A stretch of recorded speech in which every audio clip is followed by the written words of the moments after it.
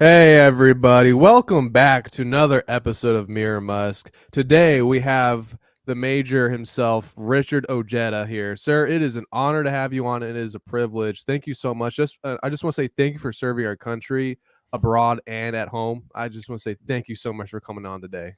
Well, I was like Richard Gere and an officer and a gentleman. I had nowhere else to go. So, I mean, it was actually turned out to be the greatest thing that I could have ever done with myself. The military educated me. The military planted the seed of travel. Right. And I travel often. I mean, I spent 55 days last year doing planes, trains, and automobiles throughout Europe, getting ready to head back to Europe. So, I'm blessed. The military was a great life for me. Right. And you've lived an incredible life. We want to get into all of it, like how you got into the military, how you got involved with politics, and what you're doing nowadays, how you got involved into streaming. But let's go back to the beginning. How did you end up getting into serving in the military? Well, first off, I was really small when I was a kid. I graduated high school. I weighed 82 pounds. Holy shit. Okay. And here's the thing. A lot of people are like, there's no way. Well, I wrestled. And anybody that wrestled, you knew your weights. The lowest weight class when I started wrestling in junior high was 75 pounds. I weighed 52 pounds. I remember this because I remember my weights, and there was never nobody for me to wrestle, so I had to wrestle bigger guys, and it actually made me better. I mean, my first year wrestling, I went 27-3. So, okay. but I was small, but I was always real scrappy and stuff. And when you're small, you have to. But basically, I graduated high school and had no desire to go to college because I hated school. Because I went to Southern West Virginia and school sucked. So why do I want to go to school for another 4 years?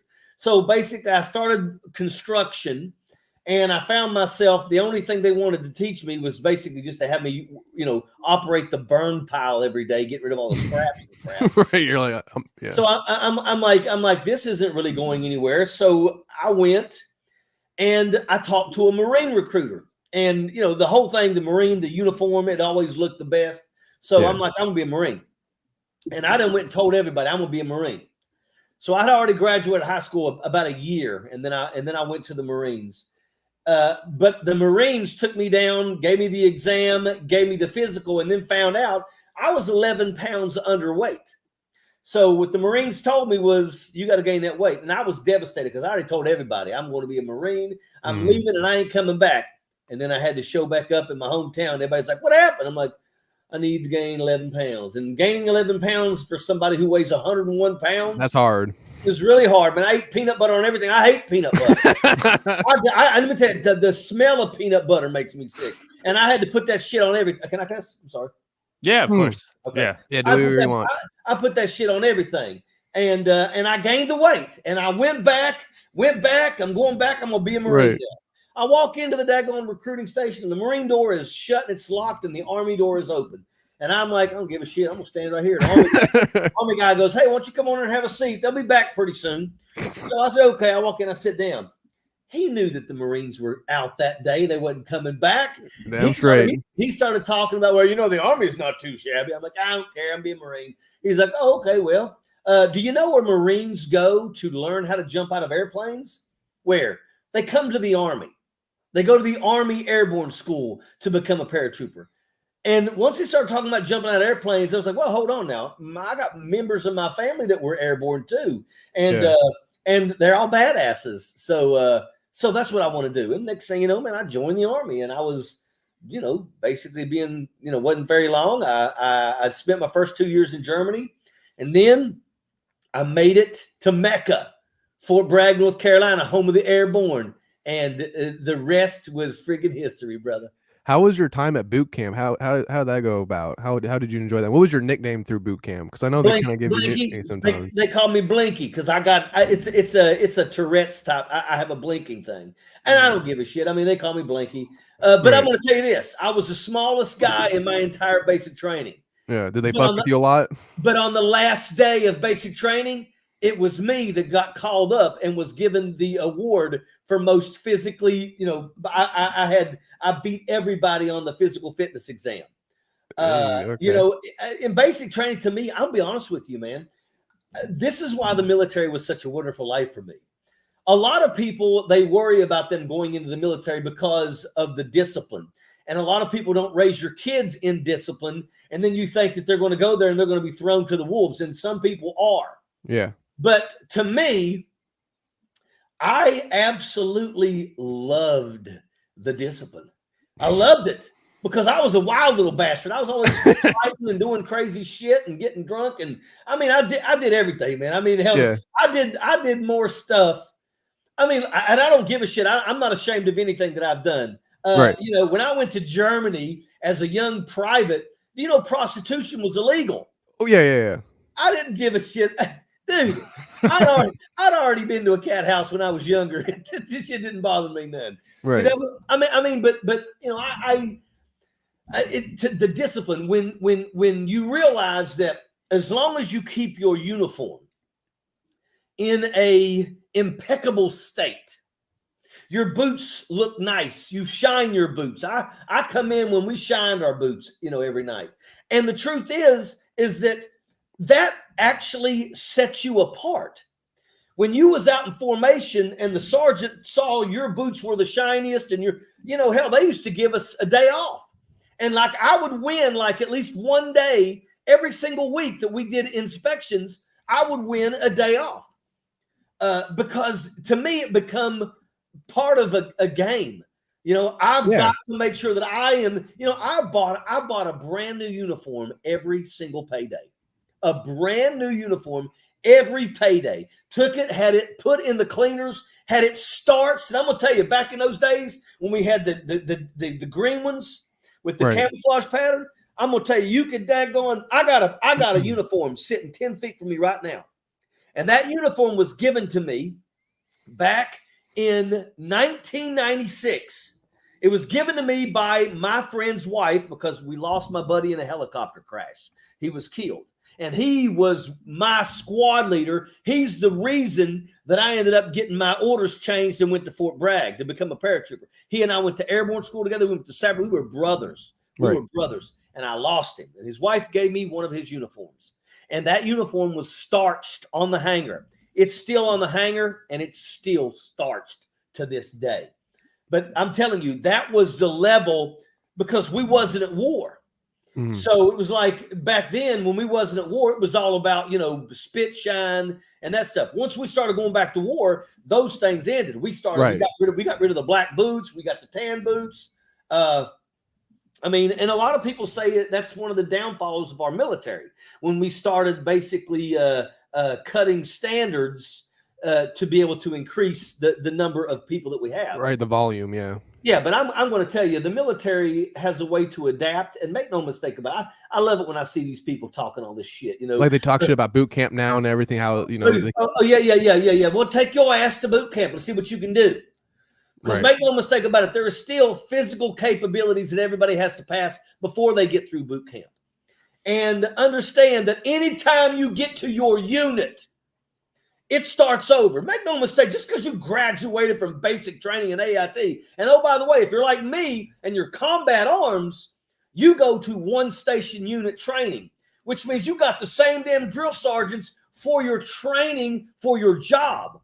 So it's like basic training times 2, and it sucks. You know, they gave us 48 hours. We graduated basic training. Right. And they gave us until Sunday at noon. You can go with your family and you can get a hotel. You can go eat what you want and do whatever the hell you want. We don't care. Get out of our face.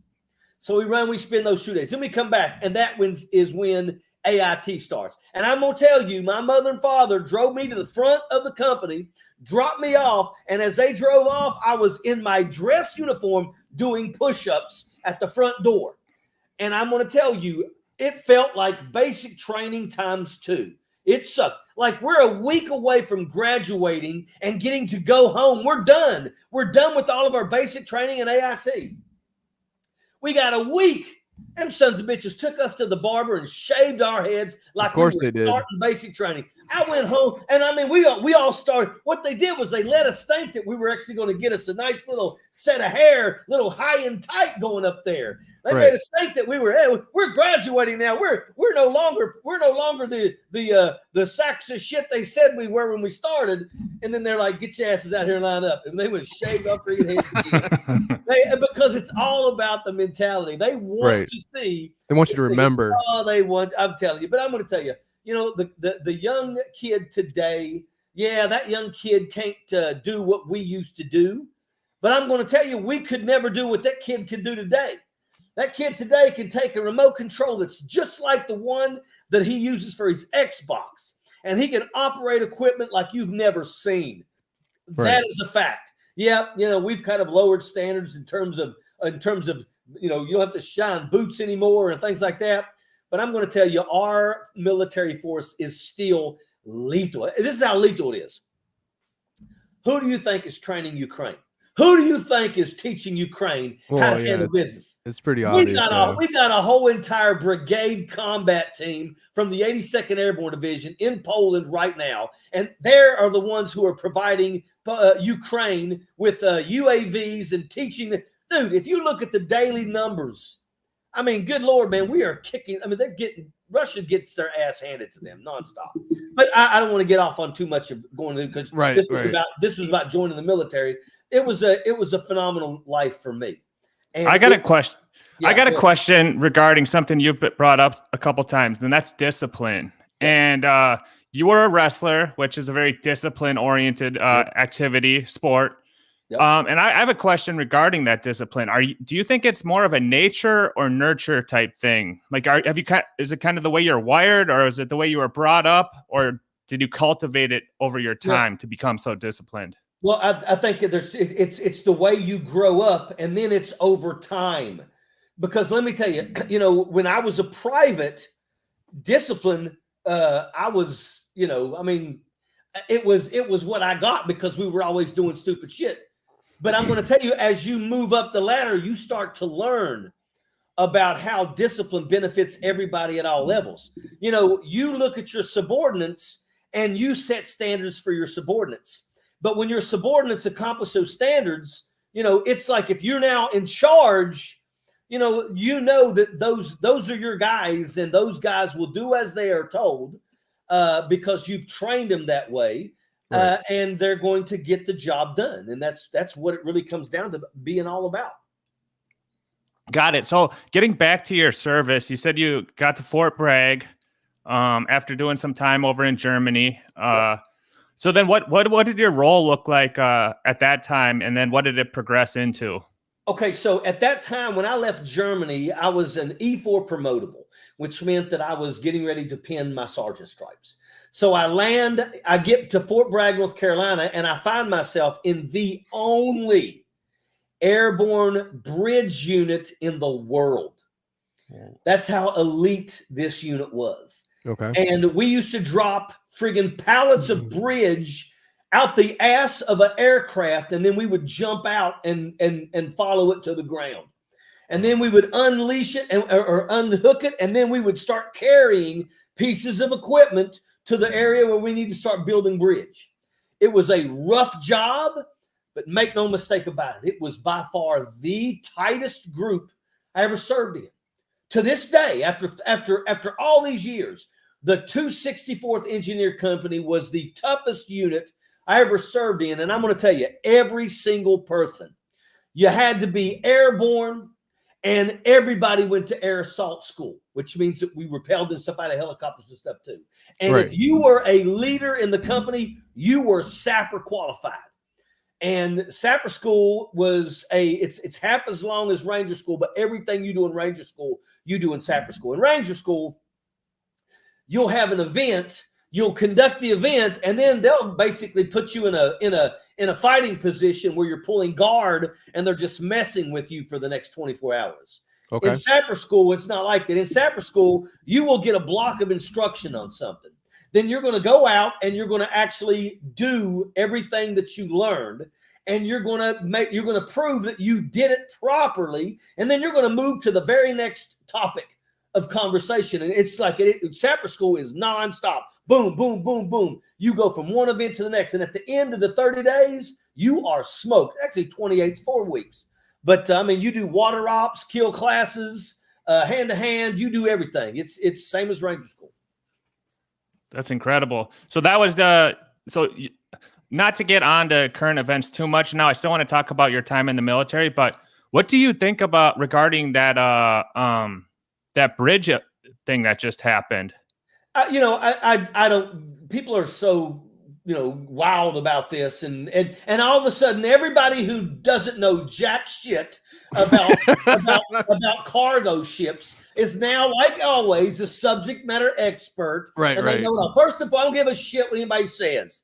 If the boat loses power, multitude of times, they're going to lose steering. It's not like all of a sudden we hop over here to the big old wooden friggin' shit, start doing this shit. It don't work like that. It was an accident. It's not a conspiracy. Joe Biden didn't friggin' do it. It's not the Russians are coming. Right. I mean, it's just an accident. It's an accident that happened, and it's going to be fixed. I'm sure that the Republicans are going to try to do a couple hearings, and they're going to blame Joe Biden. And I'm sure that somehow Hunter Biden is the reason why. But I mean, that's what we're going to get. It was an accident that happened. That's it. I actually got a question about the Republicans, because I saw that you West Virginia's, with the state senate and everything, you won. And so I got a question with that. I know West Virginia has a lot of Republicans in the more outskirts area, and they're, I wouldn't say more dominated by Republicans, but there's a fair amount of them in there. So I'm wondering, they're dominated. There's only three Democrat senators left in West Virginia. So my question to you is, how did you, propose and relate to your Republican constituents, and how did you push with that? And how? Because I speak the truth. At the end of the day, I was running against corruption. Right. I mean, believe it or not, I took a pipe to the back of the head and then was rolled over unconscious, where a guy broke 8 bones in my face with brass knuckles. What? 2 days before I won my Senate seat. How the fuck did that happen? What happened with that? Yeah. Because I retired from the military, and I went home. And I started a nonprofit organization called LEAD, Logan Empowerment Action and Development Community Organization.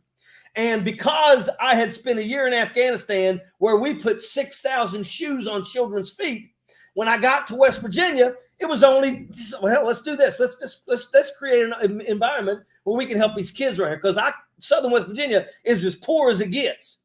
So we started putting shoes on kids' feet. Then we started doing these beautification events where we would go into the creeks and remove all the tires, over 1,000 tires out of the creeks. We started doing all this stuff. And then all of a sudden, I realized that every single week I'm driving up for 2 hours just to get home so I can go out here and I can pick up stuff. I can, whatever we got to do. It doesn't matter. If we got to go help an old lady build a ramp, that's what we're going to do. It was all about just trying to help people to have better. Right. And then all of a sudden I started realizing that, when I was a kid growing up, man, I mean, I lived in an area where everybody took care of their shit. Right. If you wanted to make sure you kept your grass cut because your neighbors kept their grass cut, and you don't want to be that ass. So, I mean, hell, that was, pretty much, I'm kind of getting off. No, you're good. But I mean, for me, we were doing all these beautification events, and I realized that 1 out of every 3 houses where I'm from is an abandoned, dilapidated structure. Right. A house burns down in Southern West Virginia, that son of a bitch will sit there for 30 years. And oh, by the way, if you live next to that house, I don't give a shit how nice you keep your place. If you go to sell your house, nobody wants to buy it because you got that piece of shit next to it. Right. And that's when I decided I'm going to go into the county commission's office, and I'm going to tell the county commission that they need to give me all the addresses of these abandoned, dilapidated structures, because I'm going to remove them myself. And I had already contacted people. I had people that were going to volunteer trucks, bucket loaders to knock down these old structures and get rid of the shit. So I go into the county commissioner's office and I say, hey, I want the addresses. Well, the county administrator looks at me and says, well, who are you? And I said, well, I'm Richard Ojeda. I'm the founder of LEAD. And, these abandoned structures are everywhere. And you guys are the ones that should be doing this. I'm here to get your shit together. He decided he was going to start running his mouth. So Damn we straight, yeah. squared up. We squared up right there in the friggin' in the county commission's office. Right. And then all of a sudden, the guy jumped in between us because I was about ready to freaking thump this dude's freaking head. And it don't matter. I don't give a shit who you are. You know, Right. you ain't gonna talk shit to me, especially when I'm trying to freaking help shit. Especially when I'm trying to do shit. You know, you're making him do his job. He don't like that shit. Right. Well, the guy gets between us. Well, the guy that gets between us happens to be the senator, and you know, he was a guy that has been in control of the county for 30 years with a friggin' iron fist. Right. And basically he was appointed as a senator. Okay. And in 6 years as being a senator, he never pushed any legislation. Yeah, he didn't do shit. Yeah. He didn't do anything. He was the governor basically appointed him to that seat. He never won it. He was appointed it. And then the next election, nobody would run against him because, once again, he's a person that everybody feared. Right. I ain't fear him. I don't fear him. You know, what happened is he made a mistake. He threatened my father. So now you know it's on. And then I threw my hat in the ring full force. And let me tell you something. First and foremost, I don't sit here and I'm not smarter than everybody, but I'm smarter than him. I'll tell you that. I will tell you that in the military, I understand what real leadership is. I know it. I've used it. I've lived it. Basically, I said, I'm going to challenge him. And then we started going to these events. And the truth is, let me tell you something. I can motivate. Right. To be a company commander at 2:30 at night on the freaking border of Iraq, right before you're taking your troops across the border, you got to be able to motivate these troops. You got to let them know that you're there with them. If they got to squeeze triggers, make no mistake about it. You got their back.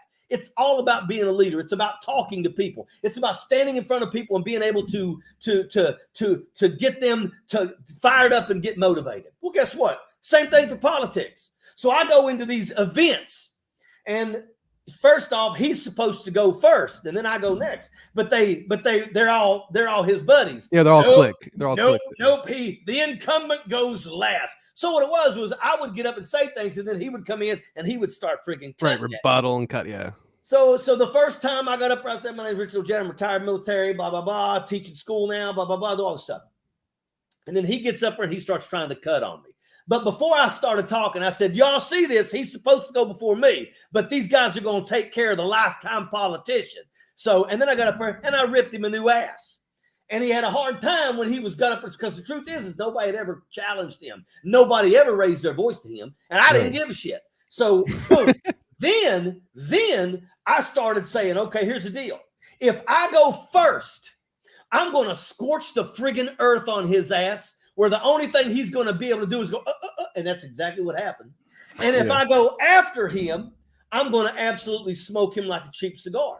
And this is the one thing that was really the best, is that what I found out through Freedom of Information Act is that he was basically getting a payday. He was getting a payday as a consultant, which is illegal, by the way. You can't be a senator and then charge subordinate entities consulting fees. But he was.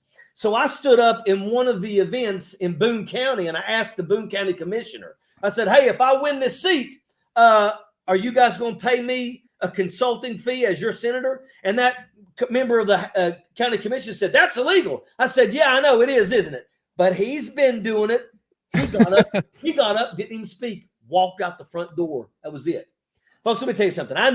They knew. If I didn't die on that creek bank, I'd be the next state senator. I'm just a hard motherfucker to kill, and I won. So I got a question for you. So once you actually took the seat, and once you won and everything like that, I saw in your biography you said you resigned or somewhat because you said it was just politics itself, and you just couldn't get what you wanted to complete done.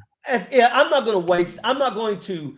A lot of politicians do this. Let's say you run and you win a seat that's a 4-year term. Right. Okay. Now, in your 2 years, in between your 4 years, there's going to be another election. What a lot of these people do is they know that they got their Senate seat for the next 4 years, so they're going to run for something else at the middle mark, okay? And if they win, they're going to leave their Senate seat because they don't give a shit. They just want to go up. So, when I become a senator, I actually got the most controversial bill ever passed in West Virginia passed in my first 60 days. What was that? That was medical cannabis, making West Virginia the 29th state. Shit. Now, I'm going to tell you right now, everybody told me, even the Democrats said, don't you dare push cannabis. Because if you do, you're going to make a lot of enemies.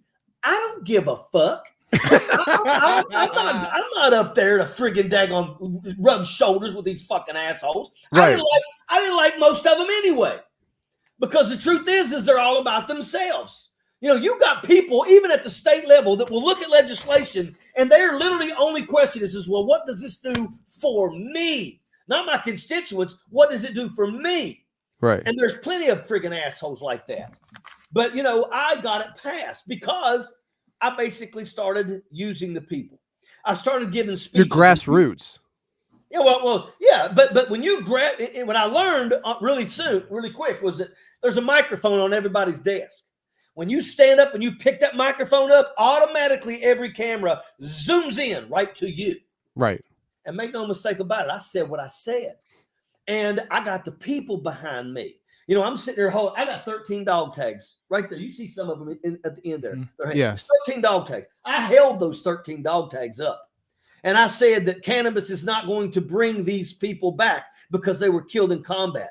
But cannabis will help those who see their faces and hear their screams every night when they go to sleep. And it got everybody behind it. The people were behind it. And the Republicans knew that they either had to support it or they were going to make a lot of enemies by not supporting it. Did they support it? In the end, my bill passed. And it worked. West Virginia becomes one I say. Then the next year, I was able to get a pay raise for corrections that year too. The next year, I got another pay raise for corrections. And then that was when the teacher strike happened. And and it was my speech that started the teacher strike that spread across the country. And it was, you know, I was in the schools. I was actually teaching JROTC. Can you give me a little bit about that with the teacher strike? I don't know too much about that history. Can you explain that a little bit for me? Yeah. Okay. So this is what was really fucked up. The teachers in West Virginia, once again, I had retired from the military and now I was teaching JROTC. Gotcha. Okay. In 3 high schools, I had 3 ROTC programs. And what's your question? What's your question again? Oh, just like the teachers strike you did and everything like that. So every day during lunchtime, I'm sitting with all the teachers and we're eating. Okay, there's 2 shifts. So we're eating, and every day all I hear about is how the teachers are getting shit on. But then there was this new program that the state of West Virginia decided to do. And what it would do is that what we're going to do is by May of 2018, every teacher has to have a smartphone. Now, the state's not buying them a smartphone, but if they don't have a smartphone by May 15th, they're going to get fined $500 as teachers. What? Now, here's the thing, too. You're going to get your cell phone because this is why. You've got to download an app. And every teacher in West Virginia has to download that app. And here's what's going to happen. You're going to put your breast size, chest size. You're going to put your hip size. You're going to put your weight in there. Okay? And basically, what the fuck? All right. Here's the thing. And what we're going to do is we're going to monitor your health. And if you lose 10 pounds, we're going to give you a $25 gift card to Walmart. Oh shit. Okay, I get it. All right. Yeah. Yeah. But if you gain weight, we're going to increase your premiums that you have to pay. And I'm going to tell you this. When you're looking at teachers in West Virginia that are so friggin' bogged down because teachers are quitting. They're leaving the state. They're going elsewhere because West Virginia was friggin' 49th out of 50th in pay, and it's still no better. Right. But basically, they were told if they lost weight, they get gift cards. Rewarded. If they lose weight, they're going to be screwed. Yeah. And everybody was pissed off about that. And then they're talking about PEIA, which is the public insurance that teachers get, which was horrible and needs so much work done to it. And basically, I am a senator, and I've already had all these conversations with these teachers, and I know that these teachers are having a tough time. And then the Republicans decide to come out with, this is what we're going to give teachers for a raise, right? Sounds good. Yay, teachers raise. Basically, their raise was the equivalent of a $30 a month raise for teachers, a $15 a month raise for school service personnel, cooks, custodians, things like that. Are you fucking kidding me? That's it? And you're and these fucking Republicans are up here practically holding big checks. $15. Yay, congratulations. You can supersize the value meal. What year was this, by the way? 2018. And I'm gonna tell you, I stood up. Yeah. I grabbed that microphone and I said, look, I can't sit quiet no more. I said, if you think for 1 second that these teachers ain't talking about the S word, strike, then you are absolutely mistaken. You had better start listening to teachers, because this is bullshit. This insurance is garbage. And this go something, whatever, go something is what they call it. Yeah. Yeah. That was bullshit for them putting weights and stuff. And I told them, and I told them, I said, we're going to have a strike if you guys don't stop this bullshit. Well, I went home that night. And as soon as I got home, I got a phone call from Mingo County, which is one of my counties. And basically they said, we want you to come here now. So I get in my car, I drive about maybe 40 minutes to get to the location where this meeting is. And I walk in, and every single teacher, every school service personnel was in that room, and it was packed. And there was a couple people wearing camouflage shirts to say United Mine Workers of America. So some of those teachers had husbands that were coal miners. And as they were talking, I pretty much knew these people are going to go on strike. And there was a UMWA guy who stood up and said, I want all you to know, if you do this, this is what you got to do. And the United Mine Workers of America know how to strike. Right. They know how to win. They know how to win these fights. So he told me, he said, look, you guys got to do this, but you cannot give up unless you win everything. If anybody starts caving in the middle about maybe getting half of what you really want, you're going to fuck everybody. Everybody stands their ground. Nobody gives an inch.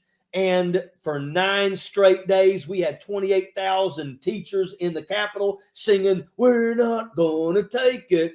And when you walked out, when you walked out of the main area where you can see the river in Charleston and all the areas where they do all the when they give the governor his first, that's where they do all their ceremonies. Yeah. When you walked out there, you saw every friggin' union that existed in West Virginia out front with tents, and there was another sea of people every day for 9 days. I heard you became somewhat of a folklore hero, right, in West Virginia for that, with the teachers and whatnot. Yeah. They were chanting your name and everything. You actually became a hero. Dude, I wish I could find them. There were songs that was made talking about friggin', Ojeda ain't taking your shit. I mean, there were songs. I mean, I wish to God I could still find them, because there was one guy that wrote a song. I think he was from I forget the name of the county. It's in the mid-size of West Virginia. But literally, he wrote a legit song that was just badass. I was like, holy man, I listened to that in my car. And it was like I'll be singing that shit. Be like, yeah, I'm a badass. Yeah, I'm doing good. But what made you, so what kind of really pulled you to resign though from your position at some point? Because I was running for Congress. And my thoughts is that if I'm going to run for Congress, I'm leaving my seat empty. My constituents do not deserve to have an empty seat where I'm out here doing other things. So that's why I resigned. Unlike any other fucking politician, especially Republican, I don't look at that as a free paycheck. If I'm not there doing the job, then I don't want that pay. And that's why I resigned. Because if I wouldn't have resigned, I would have got the pay. See, that's interesting, because your Wikipedia page, when it said you resigned, it said because you couldn't fulfill what you wanted to fulfill in the state. That's interesting. No. Say that. So that's fake news then. It is fake news. Holy shit. Okay. But at the end of the day, it's also about, getting to Washington, D.C. and actually having a voice for West Virginia, which we don't have. Right. Joe Manchin don't give a shit about West Virginians. Fuck Joe Manchin. That guy's a sack. I don't give a shit. Fuck him and everybody that's around him. So, and then you got then you got nothing but Republicans, and they're a bunch of shitbags too. Shelley Moore Capitol don't give a shit about nobody. Can you? Right. So I got a quick question for you, sir. So I saw that your family are coal miners. You know, start as coal miners in some aspect, right? And you respect that community. You know, you're still part of it. Do you still support the Green New Deal, and does that affect coal miners in any aspect? Look. I support the Green New Deal, and I'm going to tell you this: coal miners have got to wake the fuck up. If you know what you don't see a coal miner that's in his 40s that says, I can't wait when my son graduates high school, he's going to join me down here in the mine. You ain't gonna find that. Every single coal miner looks at their sons and daughters and says, Don't do this shit. Don't you dare. When I was a kid, my uncles all gathered us. We had to get together every Sunday. That was part of our family. Our family, everybody got together every Sunday. And if you wasn't there the next Sunday, you're going to stand in front of everybody and you're going to explain why you wasn't there. But all of our uncles put all of us kids in the circle and said, look, don't you dare follow us into these mines. You do whatever you have to. Don't give a shit what it is, but do not follow us into these mines. And we knew that because once again, we were kids growing up in an environment where every 3 years someone died. on strike. They were on strike. Dude, I can remember watching coal trucks pushing cars off bridges to clear the freaking, man. I mean, this is the shit I grew up in. You know, I mean, you can watch footage right now about the Pittston coal strike, and you'll see my uncle being picked up in handcuffs and carried away to a freaking paddy wagon. You know, at the end of the day, look, I support coal miners, but I'm going to tell you, stop letting kids take up that profession because that profession doesn't have a retirement for them.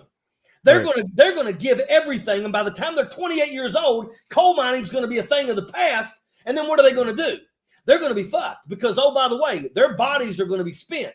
So what can they do? They can do very little. They can file for early Social Security where they're going to get maybe $800 a month.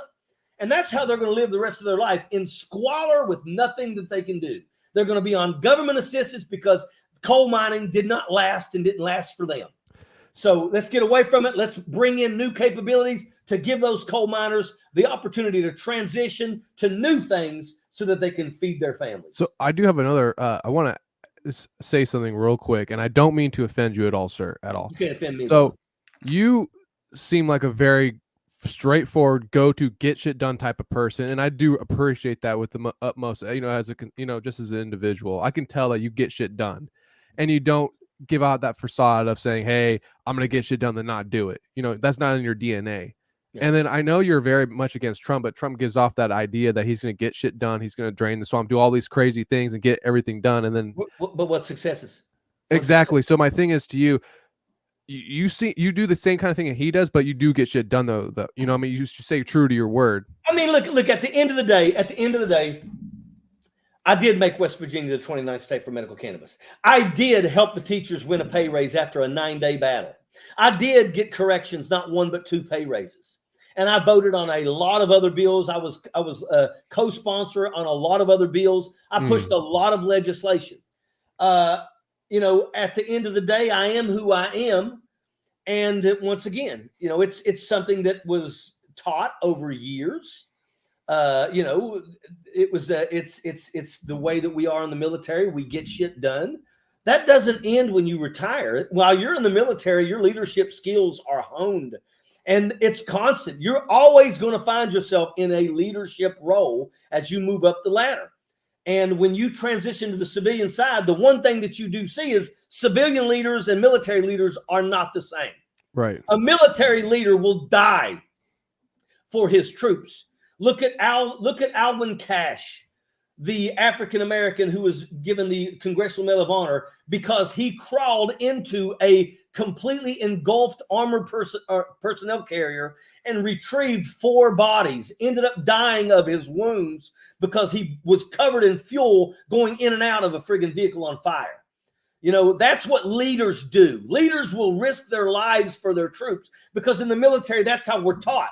We eat after our troops eat because it's more important for them to have the food because the truth is they're the ones that are going to get all the hard labor done while I sit back here and watch. Right. So that stuff goes with you. And when you see civilian leaders doing the garbage that they do, it makes a lot of us think I could do it better. I know I could do better. I think you could do better. I was way better. The guy that I beat, Once again, in 6 years, he never done anything. And one day in 6 years, he never pushed a single bill for 6 years. This was just a position for him saying, I'm a senator. He wasn't working. It was about him going back home and letting people know I'm a senator. Right. This guy did nothing for 6 years. And then one day he picked the microphone up and said, I just want everybody here in the Senate to please pray for coal. Get the fuck out of here, man. Man. Pray for coal. There's a lot of other things. You know, I'll never forget, there was a road. Yeah. People don't realize it. Southern West Virginia. The roads in West Virginia are 50th. 50th. And that bullshit fat ass piece of shit governor Jim Justice has already taken $1.6 billion to fix roads and didn't fix the roads. Let me tell you this. Where do you think that money went? That's right. Let me tell you something. I can take you to Southern West Virginia and take you up on the mountains, and I'm going to show you a road that's 2 lanes where one whole lane has already fallen off the side of the road, and buses still travel that road with kids. Yeah, jeez. There was a road. It had half a lane. The other lane was completely gone into the river. And that sit like that for a year. And then I went down there and got a damn camera and called the governor out and said, you're a piece of shit. You ain't done your damn job. Look here at this friggin' road. This is what buses travel. And let me tell you something. 2 days later, the state road was there, and they fixed that. And what was funny is that the piece of shit governor at the time tried to say that my opponent was the reason why that road got built. Fixed. What? Yeah, but everybody in the whole entire county was like, well, that's no, it's not. No, Ojeda just did that video 2 days ago, and now it's fixed. Ojeda fixed it. Because that's how they are. They just automatically just like Donald Trump. Donald Trump counts on his people. He called you stone cold crazy, right? Or something? Yeah, he did. Yeah, he did. He called me stone cold crazy wacko. And let me tell you something. If fighting for unions, if fighting so that our people can have more makes me a stone cold crazy wacko, then fucking bring that shit. So there's some history between you two, then I'm guessing, right? Ah, fuck him, man. He's a freaking moron. Donald Trump is the worst person. Donald Trump, he's not the Antichrist because he's too fucking stupid. But he is an absolute spoiler, and he is hurting this country. And the people out there that still think that he's the second coming of Christ really need to read a fucking book. So what kind of like made you want to vote for him in 2016 though? What was he saying that kind of pushed you to want to go to more? I wasn't paying much attention. The only thing I was really focused on was that the fact that you're telling me that a man becomes the president of the fucking United States and then his wife becomes the president. We've got a man that's the president and his son becomes the president. And then his other son runs for presidency. I thought that in the United States of America, everybody and anybody, as long as you worked hard, if you studied, you listened to your parents, you too could grow up and become the president. Right. But what about families that have starting, so putting their nails? Yeah. Look, at the end of the day, I'm like, I don't think Hillary Clinton should be the next president because once again, her husband was the president. What about other people out there? Why is it that we're putting ourselves in a situation where we might as well go ahead and crown somebody a king or a queen if we're going to keep electing them to the highest seats in office? And that's not the way it's supposed to be. Right. So, hell, I ran for president for 2 months. Yeah, I saw that. Yeah, in 2020. Yeah, but I did it for a reason. I knew I wasn't going to win the damn presidency. Right. But what I wanted to do is I just wanted to get on the debate stage, which they were telling me I wasn't going to get on the debate stage because once again, it's only a certain group of people that get on the debate stage. They will not allow you to. But let me tell you something. I don't give a shit I'll call out Democrats because make no mistake about it. I was ready for the first debate with me and the Democrats because you're not going to sit there and tell me that you're going to fight the opioid epidemic when you take fucking money from Big Pharma. Right. Kamala. Mm-hmm. Corey, they have taken money from Big Pharma. And if you've taken money from Big Pharma, go fuck yourself because you're what's wrong with this country. And Democrats will take money from those assholes too. And that's a fact. And that was my thing. I want to get to a point where I get to call these people out. And make no mistake about it, had I made it there, then I went the whole way. Probably wouldn't have won, but make no mistake about it, I would have been the one that everybody was Googling and everybody was listening to. What's your take on? Oh, I'm so sorry, sir. Go ahead. Sorry. No, go ahead. What's your take on Robert Kennedy Jr. being him. kind of disregarded from Fuck him. Why is that? Fuck him. He's an anti-friggin' vaxxer. He's trying to spoil this election. He's in the pockets of the free people on the friggin' far right. That's a fact.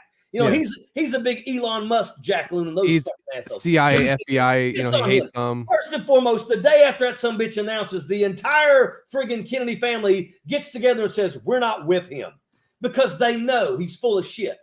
I mean, we just come off of a friggin' hell. We're still in the midst of COVID. Hell, I'm double vaccinated, triple boosted, and I just got done with COVID about 5 days ago.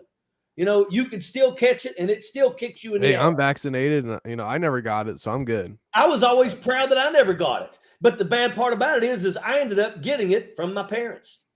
Oh, okay, I got you. Yeah. But you disagree with Robert? You know, I mean, he kind of got disregarded by the left, though. Look, here's the deal. Here's the deal. We've got the Republicans, we got the Democrats. Right, you need a third party. Yeah, but it's the thing is a third party can't win.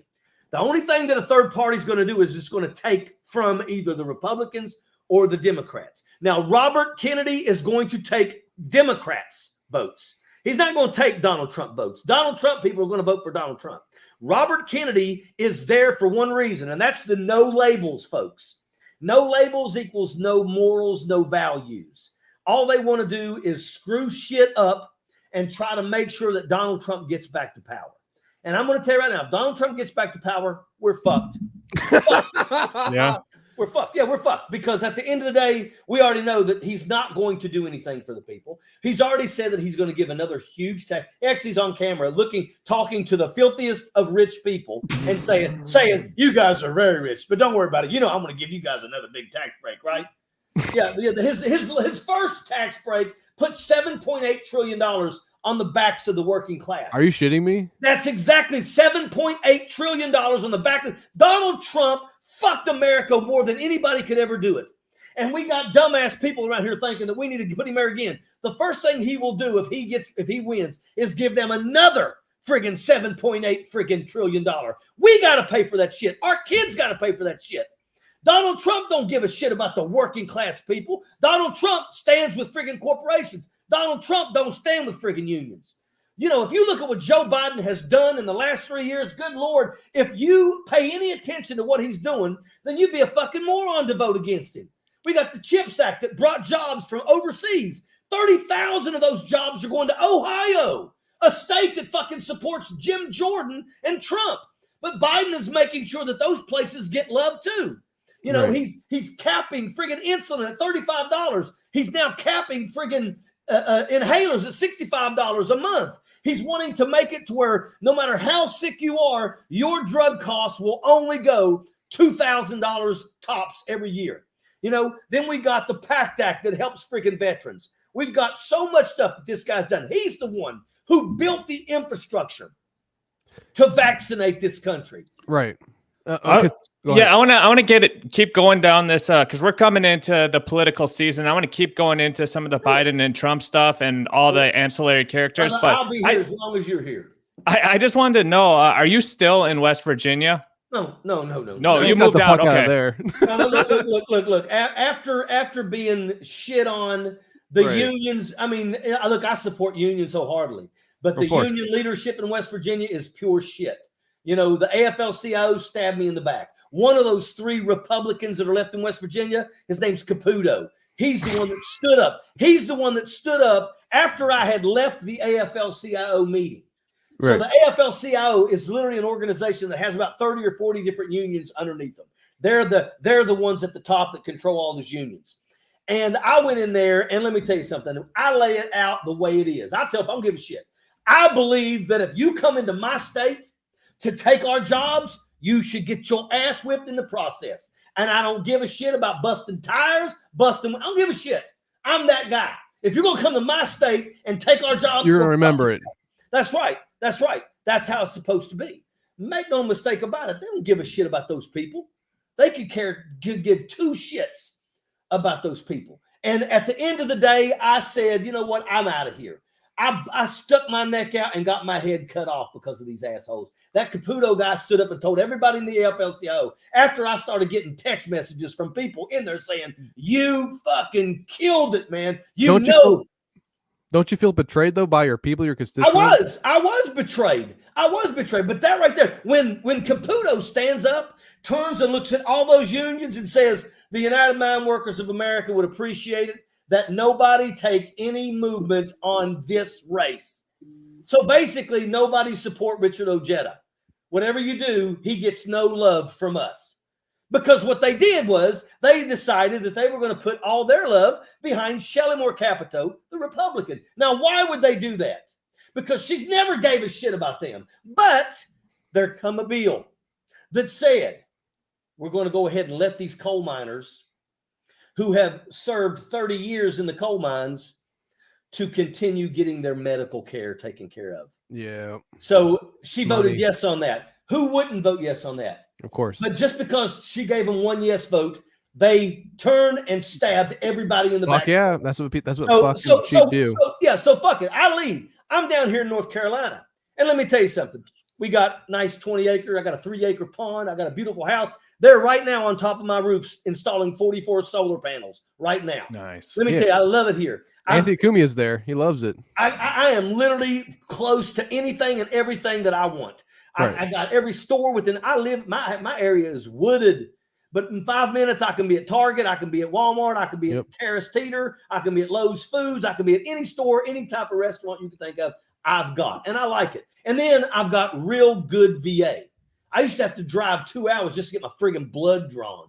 Here, shit, I go 5 minutes and everything's taken care of. And the VA actually gives a shit about me. I mean, they call me to remind me about my appointments and all this stuff. I never got that shit in West Virginia, ever. Speaking on that, are you pretty close to some of the dudes you used to serve with? I mean, I'm friends with the ones that we every once in a while I might message them or something like that, you know. But that's the bad part about it is we had some amazing people. We had Dr. Ron Stallings, and he was my senior. I was the freshman senator, but both he and I shared the same district. There's 2 senators in each district.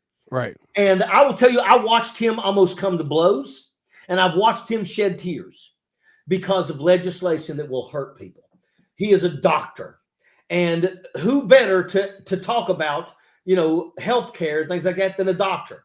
And they didn't give a shit. He was a Democrat. They didn't want to listen to what he had to say. They didn't care. And what's messed up is that he ended up losing his seat to a 19-year-old fucking kid that friggin' drove around the friggin' town in his big fucking pickup truck that his mommy and daddy bought him with big fucking Trump flags, you know, flying off the back. I hate that shit. We also had another guy that was a friggin' House of Delegate member from the same area, Boone County, right, who was legislator of the year. Legislator of the year. And he lost the election to another 19-year-old friggin' kid. I was actually referring to more of like the guys you served with in the military. You keep in touch with those guys? Oh, yeah. That's tight shit right there. Let me tell you, there's a thing about people in the military, especially those that serve in combat. Make no mistake about it. I got every damn one of them right here in this damn phone. And they got my number. And they know. And my wife knows. If I get a friggin' call tonight at 3 o'clock in the morning from friggin' Sergeant Swartz and he tells me that he needs me, there's no question. There. I roll over, I kiss my wife on her forehead, I grab my shit, and I go. And that's just the way that it is. And oh, by the way, I'm not going alone because I guarantee you, if it's that bad when I get there, everybody else is going to be there too. Because make no mistake about it, we defended each other in combat and we'll continue defending each other no matter what. So are you done with politics, I guess, to some extent? Are you trying to possibly maybe get back involved, go back to West Virginia to try to recoup what's going on over there? Or I'm never going back to West Virginia. I don't give 2 shits about West Virginia anymore. I don't care. That place right there has done nothing but friggin' stab good people and run good people off. There have been other people like myself that have went to Logan, done great things, and every one of them come to the same conclusion. This place is a fucking drain on your health. Right, but you never abandon your post, though. I mean, that's your state, though, right? No. Let me tell you something. Okay. I come down here to North Carolina because I spent most of my military career right here in North Carolina. Okay. If I'm going to be I'm not going to stay in West Virginia so that I can be your friggin' person screaming about the issues. But when it comes time to friggin' get shit done, you know, nobody wants to give me any friggin' help. And then people want to try to blame me because something didn't friggin' happen. Look, you can only stab somebody in the back so many times. Yeah. I got stabbed. I was almost freaking murdered. And, Yeah. and oh, by the way, not only was I almost murdered, you know that they killed my ROTC programs? Three friggin' high schools. Do you know that I had the second largest ROTC in the friggin' state of West Virginia? Do you know that I was sending about 20 friggin' kids to full 4-year rides every year? It was funny. The first year that I was an ROTC instructor, we went to the awards night. And it's like, oh, Jimmy so-and-so gets $1,000 from Southern West Virginia Technical Community College. Hey! Everybody did that shit. And then I go up there. And I said, okay, come on up here. And I bring this guy, this cadet. This cadet is already been accepted at Marshall University. He's getting a full 4-year scholarship valued at $122,000. And he's getting a full ride. And when he graduates, he will graduate and become a second lieutenant in the United States Army. Fuck yeah. I send about 20 kids every year like that. And the thing is people started going, damn, look at that Ojeda guy. Look at his kids are going to college, doing good shit. So, and then the ROTC, like I said, the ROTC program was the second largest ROTC in the state of West Virginia. And they killed my program. Fuck yeah, they did. My program because I basically would not bow down to them. They want all remnants of you gone from that state. I'm starting to see that a little bit. They want any history of you erased. They do. But at the end of the day, I don't give a shit about them because they ain't nothing but dirty, corrupt, poorly educated people. You know, look, and that's the thing too. I'm down here in North Carolina right now. Am I going to run in North Carolina? I don't know. If I run in North Carolina, will they call me a carpetbagger? I'm sure they will try. But once again, it's kind of hard to call me a carpetbagger when I lived for 20 straight years right off of Fort Bragg, North Carolina. I paid state taxes. I paid everything I need to pay. I've been a good citizen here. Now I've come back and bought 20 more acres and got a beautiful pond, and I pay taxes. And my kids are here, and my kids moved down here, and they already got their own things going, and they're doing great. That's another thing, too, is that, you know, I bring my kids down here, and they thrive. They fucking thrive. I got another daughter that's finishing her nursing program, and she's coming straight down here. Because you know what you got here? You got 7 hospitals in Fayetteville alone. You got 2 of those 7 hospitals are Veterans Administration hospitals, and they are top notch and they're massive, and they take care of us phenomenal. And you know what? You know what really hurts a lot of nurses? What? They end up messing their backs up because they have to carry all these heavy friggin' people. You know, you got to catch 800 friggin' pounds. They got to get in there and try to friggin' push this friggin' guy onto another damn thing. It hurts their bodies. I got a sister that lived that life, and her back is screwed. But you know what? My daughter will come here. Not only is there 7 hospitals, every single brigade combat team in Fort Bragg has their own TMC, which is Troop Medical Center. And it has nurses in there. And basically what they do is they take care of the morning flow of the people showing up. I got a sore throat. All right. They take their temperature and all that bullshit and let them go in with the doc. But they're not beating their body to death. And once again, everybody's physically fit. So it's not like you're out there trying to move some friggin' 700-pound friggin' person that just shit on themselves. We're talking about people that are physically fit every day of their life. So it's just better. And then you can work for the VA and you could end up getting a government retirement as a nurse. A government retirement. That's nice shit. But let me tell you something. Let me tell you this. I tell everybody. Join the military. The military is the greatest thing. If you just do 3 years in the military, it's going to become the cream of the crop story that you tell for the rest of your life. You will always be proud of your military service. And here's the thing too. There's a lot of shit bags. There's a lot of assholes. A lot of racist motherfuckers. There's a lot of toxic motherfuckers. But let me tell you this. Those people, your mind pushes out. You get rid of those people. The people that stay in your circle are the people that have absolutely earned the right to stay in your circle. And these are people that will show up at when I was almost murdered, my wife got 2 phone calls. One of them was a guy that I called Mean Gene, 6 foot, probably 6'7", blonde hair. And I'm talking about when he stands like this, looking at the troops, every friggin' soldier is scared shitless that he's looking at them because you don't want to fuck with Mean Gene. Now, Mean Gene's one of the nicest guys you'll ever meet. But if you don't know Mean Gene and you're not friendly with Mean Gene, you think that Mean Gene is ready to fuck you up. Right. Yeah. So, I had Mean Gene. What else? Shoot, I keep getting off track. You asked a question. Oh, when you were almost murdered, you had some people who came to your side. Yeah. So I get a call from Mean Gene. My wife gets a call. He says, I just want to check on my buddy.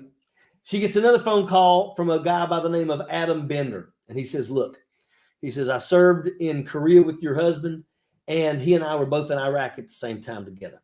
He said, all I want is a piece of carpet in your house where I can come and lay down and I can watch my brother get back on his feet. Fuck yeah. Because at the end of the day, what they thought was that I was almost murdered. Right. I mean, there's a hit on you. Let me tell you something. I got phone calls from friggin' sergeant majors, command sergeant majors. I had one sergeant major who now focuses on motorcycles. And he's like, you say the fucking word, and I'll have that whole goddamn courthouse surrounded by motorcycles by morning. Richard, what happened with that? Like, can you walk me through your attack? Well, first off, both those guys showed up at my house and spent the next 10 days with me, helping me walk around. I had to be walked to the bathroom. I mean, my mind was fucked because of the dizziness and stuff like that. Right. But that's they showed up because that's what happens when you serve with somebody that you become close with. They're there for life. It's a brotherhood for life. And that's how it is. Now, okay, in terms of that, they knew that I was going to win. So they put together this plan and they convinced this one dumbass, some poorly educated, toothless, inbred, fat piece of shit to basically try to murder me. Now, here's the thing. I know him. You know him, okay. We grew up together. We lived in the same friggin' holler. Oh, shit, okay. Yeah, he just never done anything with his life. He was always just a shithead, and every once in a while he'd come around, and whenever he'd come around, he would always basically make everybody just want him to friggin' leave because he was just a friggin' douche. But basically, he has been said to have told people he was given $50,000 to kill me. He's an idiot, yeah. Now he attacks me. He immediately runs away. Almost kills about 4 people trying to get away because everybody was trying to stop. Where was this at? This was right there, about a mile down the road from where I grew up in Logan County, West Virginia. Okay, was like at a bar or at a rally or something? We had an event at a buddy of mine's house. Oh, gotcha. And I'm sitting there and I'm talking to these guys about, the reason why I'm running for office. And all of a sudden I get this tug at my shirt. I look and it's Jonathan Porter. I said, "What's up, Jonathan?" He says, "Hey, what's up, OJ?" No biggie. So I go back to talking. And then I get another tug. He says, "Hey, man, I need some bumper stickers." I said, "All right." And then he tugs again. I really need them now. I said, "Okay, hold what you got. Let's go." So I walk over, open my Jeep. He had parked in front of my Jeep and he backed in. Didn't realize it, but the reason why he backed in is so that he could get out quick. Right. So he had backed in. So he walks over and he takes his hand and he scrapes off the back bumper. He says, "OJ, can you put me a sticker on there?"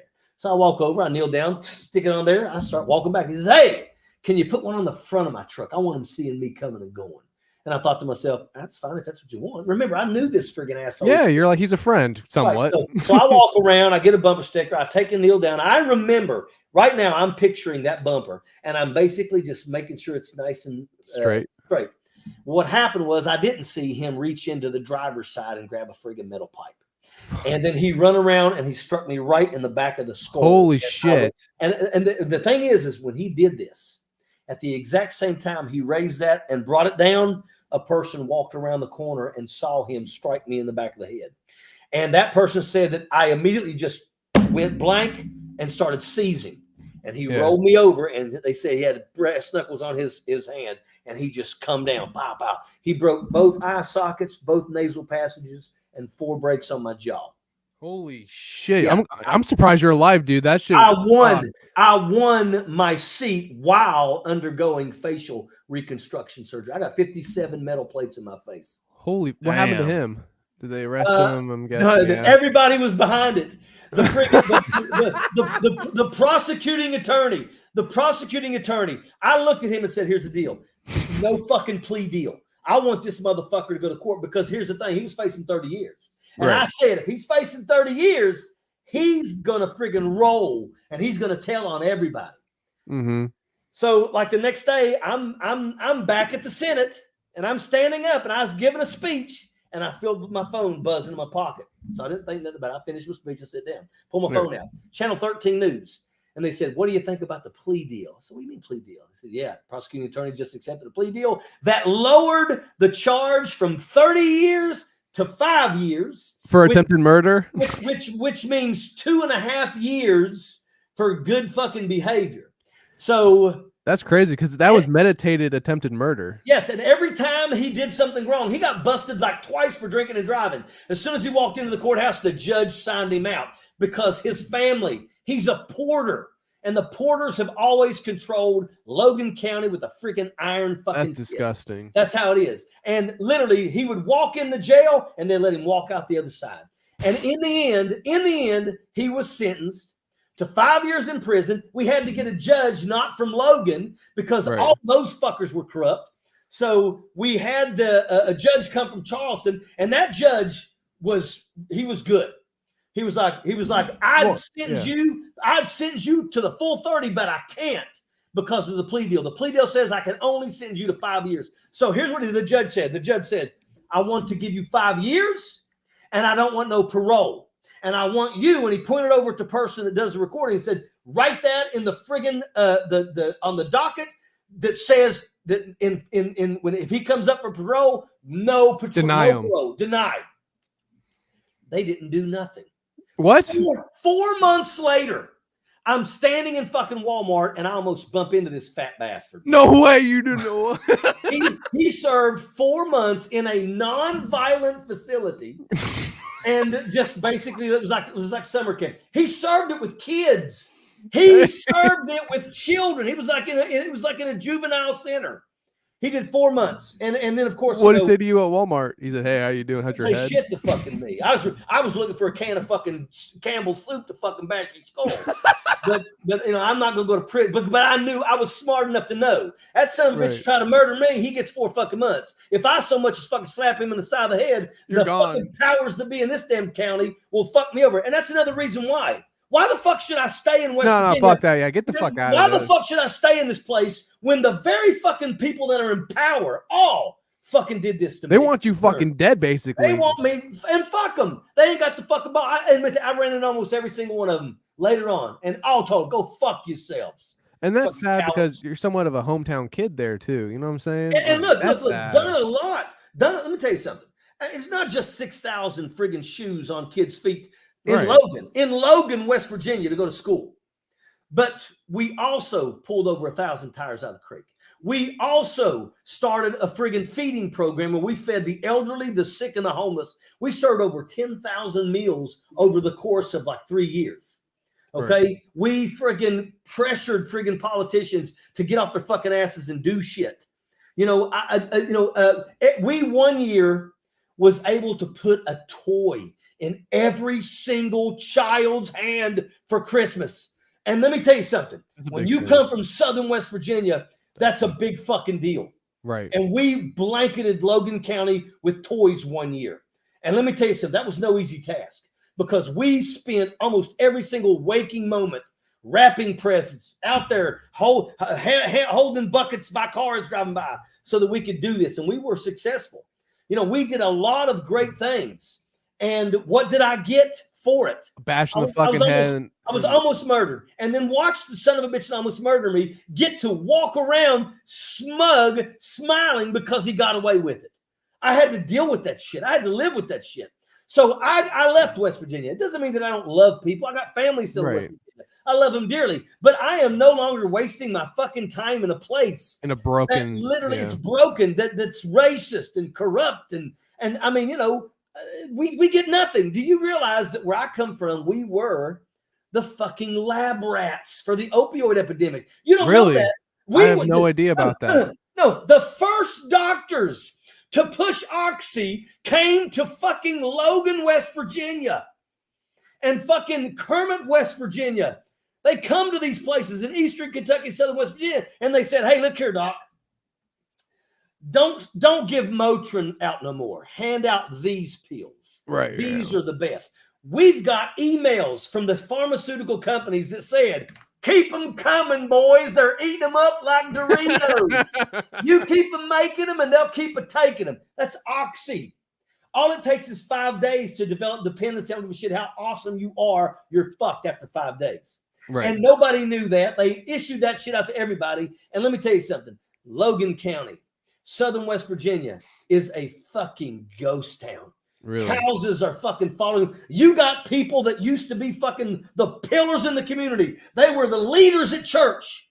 He was a coal miner. He was a roof bolter. And a big chunk of friggin' roof come down, crushed his right shoulder.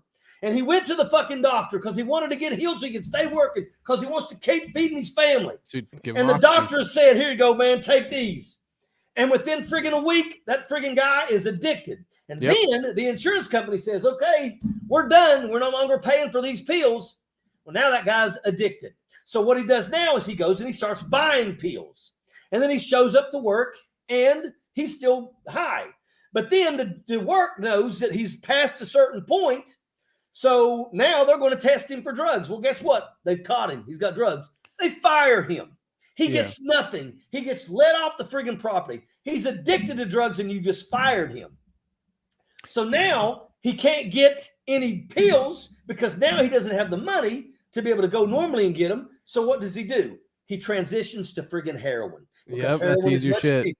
Heroin is much cheaper. And now every single time, and I'm going to tell you, it's horrible. I'm talking about I have a family member. I have a family member that literally got addicted to the friggin' opioids and came by to visit during a Christmas time. Oh boy, yeah. And literally stole her sibling's computer, threw it out the window to somebody, and then disappeared and never come back. And you were there while that happened? I wasn't there while it happened, but I'm family, believe me. Okay, so you heard about it. We all believe me. Yeah. You heard about it. But see, that's the thing. That's the problem. And that's another reason too, is why will I stay in a state that doesn't do anything? Do you know what West Virginia got for the opioid epidemic? First and foremost, do you know how much Oklahoma won against the big pharma companies? No. $160 million. $160 million. That's what Oklahoma was given. Mm-hmm. You know how much West Virginia got? 10 million.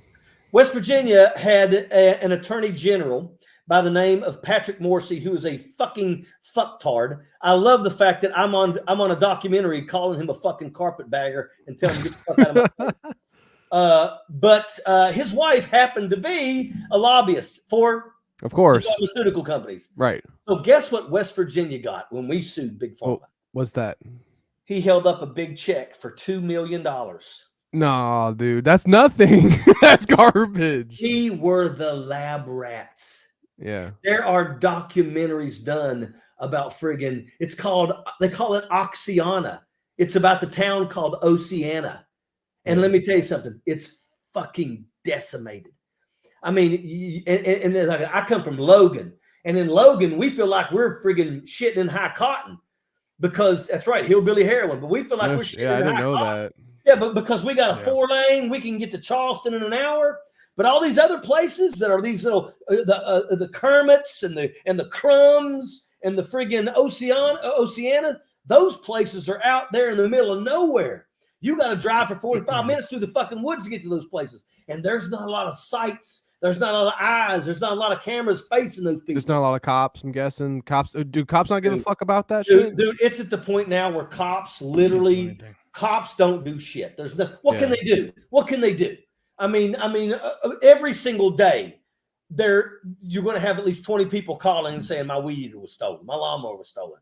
You can't keep these people out of your fucking house. They crawl through windows. That's what they do. They are fueled by the need of heroin. Right. They want their fix. It doesn't, you will steal your own brother's laptop that he just got and throw it to some friggin' asshole out the window so that you can get your next high. When drugs places you in a situation where you're willing to do that, that's when you know you're fucked. When you've got parents that are literally willing to let their children live in squalor just so they can continue getting their fix. And that's Southern West Virginia. Yeah, so I've heard like parents say, I'd rather have my daughter or son be at home getting their fix and being out on the street. Like, what's your take on that? Like, sometimes you have to let your kid go to the point where they could possibly die. Well, first and foremost, do everything in your power to friggin' let your kids know how unacceptable it is to follow a path like that. Also, it's also important to know, like myself, when my kids, I don't give a shit. If I have a surgery, and I've had both the shoulders done, I've had knees done multiple times. Let me tell you something. When I have a surgery, even when I had my facial reconstructive surgery, I'm sure they gave you something for it. Yeah. But guess what? I only take meds the first day. Yeah. That's it. If I get operated on today at 3:00, when I come to, I'm probably going to have to take a pain pill before I go to sleep. Right. But when I wake up the next morning, it is Motrin, and that's it. I've got a bottle of friggin' Motrin about this damn friggin' big, and every damn year I get about the equivalent of that in smaller bottles that I get sent from the friggin' VA. And I'm telling you right now, I live on Motrin, but Motrin works. Motrin's not addictive, and my kids have lived on Motrin. When my son had his tonsils taken out, I don't give a shit. I don't give a shit. Yeah, like I had bronchitis recently, and I was taking a lot of Dayquil and NyQuil for about a week, and then I kind of stopped because there some like oxytocin or some type of look. It's codeine. Yeah, let me tell you something. That's why I don't want to stop because I don't want to get addicted to it. Well, let me tell you something. There's nothing in the world better than when you get the opportunity to meet up with people that you served with in your past. So next month, I have a weekend where all the guys that I used to jump out of the airplane with in the unit that we used to drop bridge out. That was 1992 to 1994. Right. We're having a reunion. And, that's the thing, is that it's always great when you get to reconnect with people from your past. Let me tell you something. They're literally not even having reunions back where I come from because it's so depressing. Because there's so many people that I just looked it up. That fat bastard that tried to murder me, he was Narcaned 7 times in the last year that he was alive. And then he finally was Narcaned and he was gone too far. He died of an overdose. I don't give two shits. I don't care. I don't lose no sleep over it. But that's the thing, is that's what's going on. If you don't try to create opportunities for your kids to be able to excel, that's one of the reasons why it was so important for us to pack our shit and let's move back to North Carolina. For healthcare, it's night and day. But for jobs, it's a fine line with that, because I looked up it while you were talking about it, and it looks like a beautiful place in the mountains, but very Americana, but no updating to it. And you get to a point when that hits where you either got to leave, you can't fix it. Right. You try to fix it. Yeah. West Virginia is one of the most beautiful states in the country. That's a fact. And I'm going to tell you this. You can look at West Virginia in the fall when the mountains are red and it's absolutely breathtakingly beautiful. But here's the problem.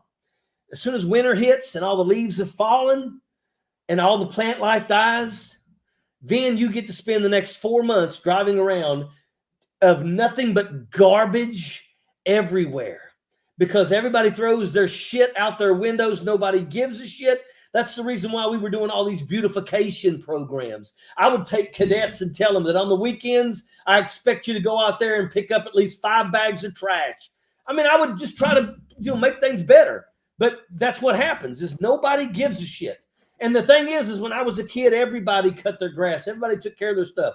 The holler that I grew up in is absolutely devastated. Every other house is a dilapidated structure, and you can't leave. You can't move. I luckily, when I retired from the military and decided I was going to build my retirement home, it was actually before I retired. I was getting ready to leave to go to Afghanistan for a year, and I thought, while I'm gone for a year, they can build a house. And we were able to buy a plot of land in the nicest neighborhood in my entire county. It's called Bungalow Woods. It's on the top of the mountain, and it is beautiful. All the houses, it's mandatory. The houses have to be 3-car garages. I mean, this is a nice place. But there's nothing else there. There's nothing for my kids. We moved down here. My daughter ends up marrying basically a kid that was raised in our house when we lived in Fayetteville, who we love, by the way, dearly, who actually used to be the guy that did all of Mr. Beast commercials. Okay. Wow. Yeah. And let me tell you something. He is like crazy busy. This guy, I mean, I'm going to be honest with you. I mean, not only do we love him because he was raised in our house, we love his family. He's amazing. I mean, this guy makes a shit ton of money, and what he does, he's good at. Like, I'll tell you what, I just hired him. I hired him. You know that I have the turn left pack, right? Yep. Okay. We just hired a guy to go to Colorado. We hired my son-in-law because why not? He does it. He films commercials. We hired him. They paid him $20,000 to film a commercial that took him 2 days. So, I mean, he makes crazy good money. So that's great. And that's great. My son has 3 associates and 1 bachelor's degree. He is an occupational therapist assistant. Yeah. And we come down here and he got a job literally 5 minutes from our home. And the truth is that, you know, my son is living with us. Yeah, my son's 20, he'll be 29 years old. The reason why he's living with us, and my son's lived on his own, but when we moved down here and my son was talking about, he's thinking about doing travel therapy. And why would my son need to have a monthly friggin' rent because he's got a place when he can just take one of our spare bedrooms here? Plus, when he's home, it's nice, you know? Yeah. He's also a drummer for a band, and they got music on iTunes. I mean, he's a legitimate friggin' drummer, man, and really good. Yeah. So his drum sets we got two different garages in our house, and his drums are set up in one of them. Go ahead, sorry. I got a question for you. As a military man raising children, yep. How did you, kind of implement a little bit of your military aspect into their lives as children, and then at the same time also be a caring father and, grow and learn to love with them? Because I've heard like there's some fathers who are in the military when they raise children, they're very direct, they're not very emotional with their children, caring. You know what I'm saying? Like, how did you kind of build that perfect bridge between being direct and strict, but also there emotionally for them and caring for them? Well, I think it's combat arms. When you're combat, I was a 12 series. 12 series are combat engineers. Right. When you see combat engineer, don't ever think about us out there with friggin', surveys and shit like that, which we have that capability, but we're combat engineers. Our job is literally to blow the doors off the hinges.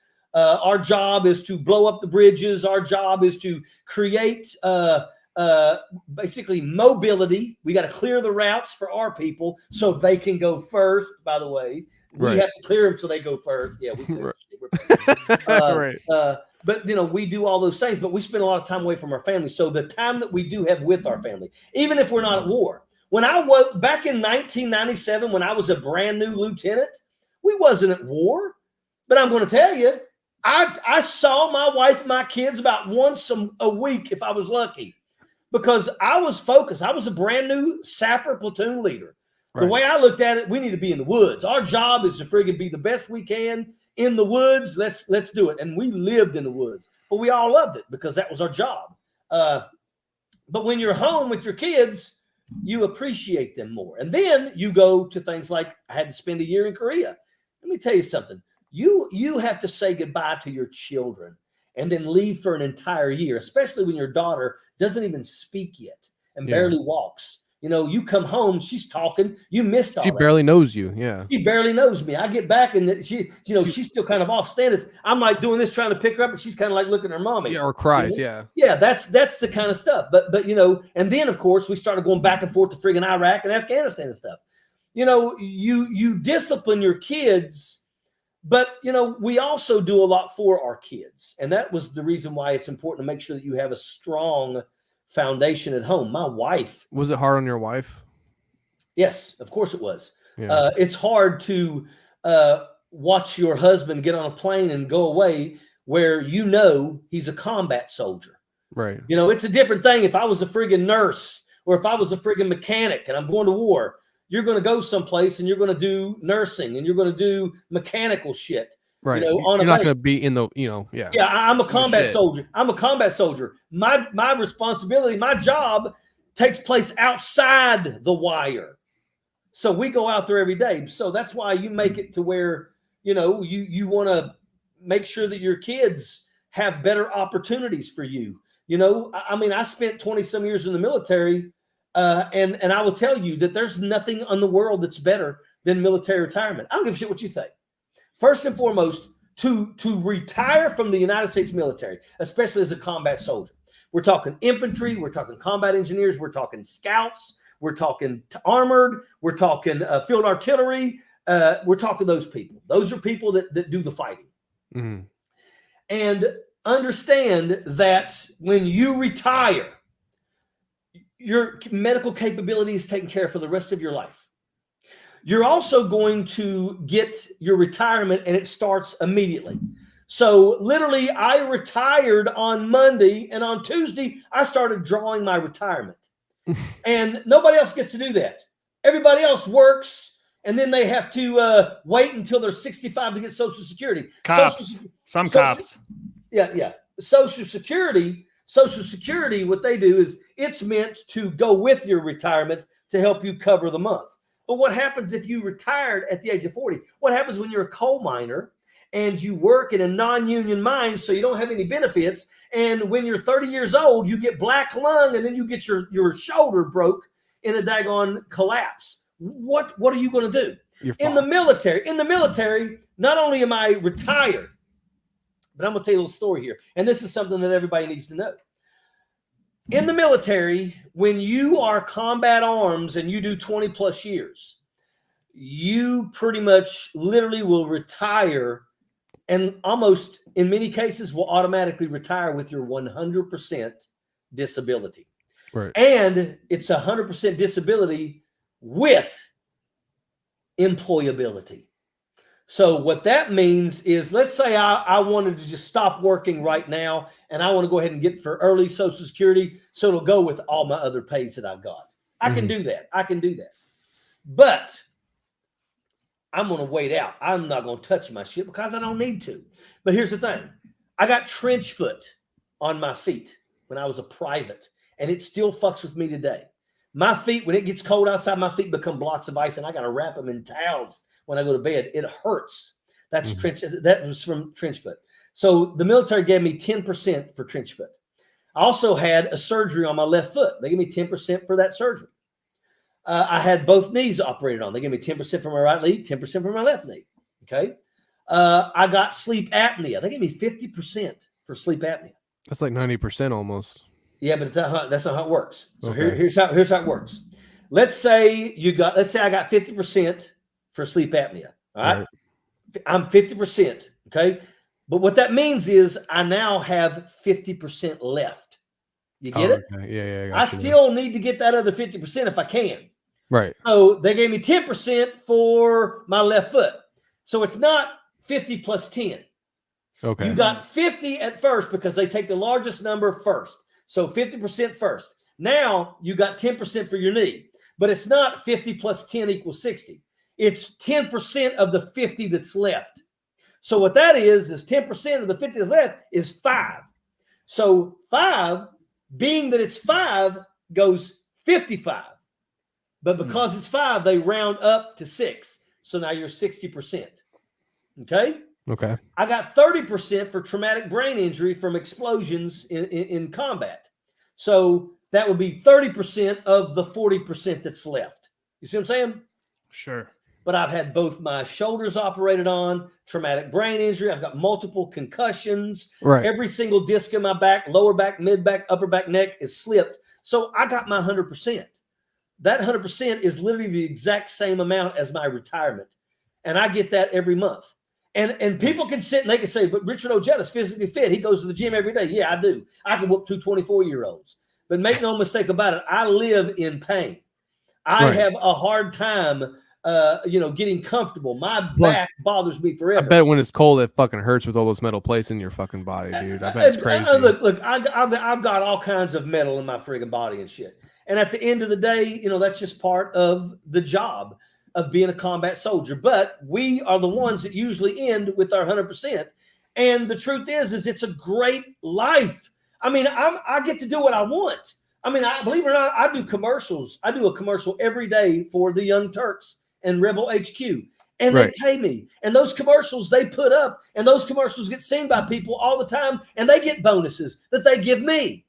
So, I mean, I do all kinds of shit. I'm getting ready to take off and fly to Puerto Rico because I am the face of the AI Joe, which is a new company that we're launching called va.org, where anybody getting out of the military, whether it's 3 years or 30 years, can come to us and get your questions answered about submitting your claims. So, okay, Mr. Go ahead. Army Major, I want to touch on something before we get into like your future and like what you got in the plans. I see that Haiti thing in the background. What was your experience with Haiti and what's going on there now? Well, with barbecue. Okay, well, first and foremost, I was in the 325th Airborne Infantry Regiment, 82nd Airborne Division at Fort Bragg, North Carolina in 2010. In January of 2010, the earthquake in Haiti took place, and we were the first ones on the ground to take care of this. And let me tell you something. I spent 4 months there, and I'm going to tell you that if you go to my Facebook and look at those pictures, you're talking about a place that has no standards. Yeah. We're talking picture a cinder block wall 300 feet long with literally no rebar. Oh, yeah. Okay. Now, here's what they'll do. They'll build walls, and then they'll put wood down on top of the walls, and then they'll dump 3 foot of concrete on top of that wood to create the second story. Now, you got all this weight on this building. It may be 3 stories tall. All this weight on a building that has no rebar, and there's literally almost no concrete used in this shit. And then all of a sudden, you get a 7.6. And what happens is this, and then it pancakes. It killed every single kid in school. Right. When the earthquake hit, all the kids were in school. And I'm going to tell you, we got there, and I got off of an airplane.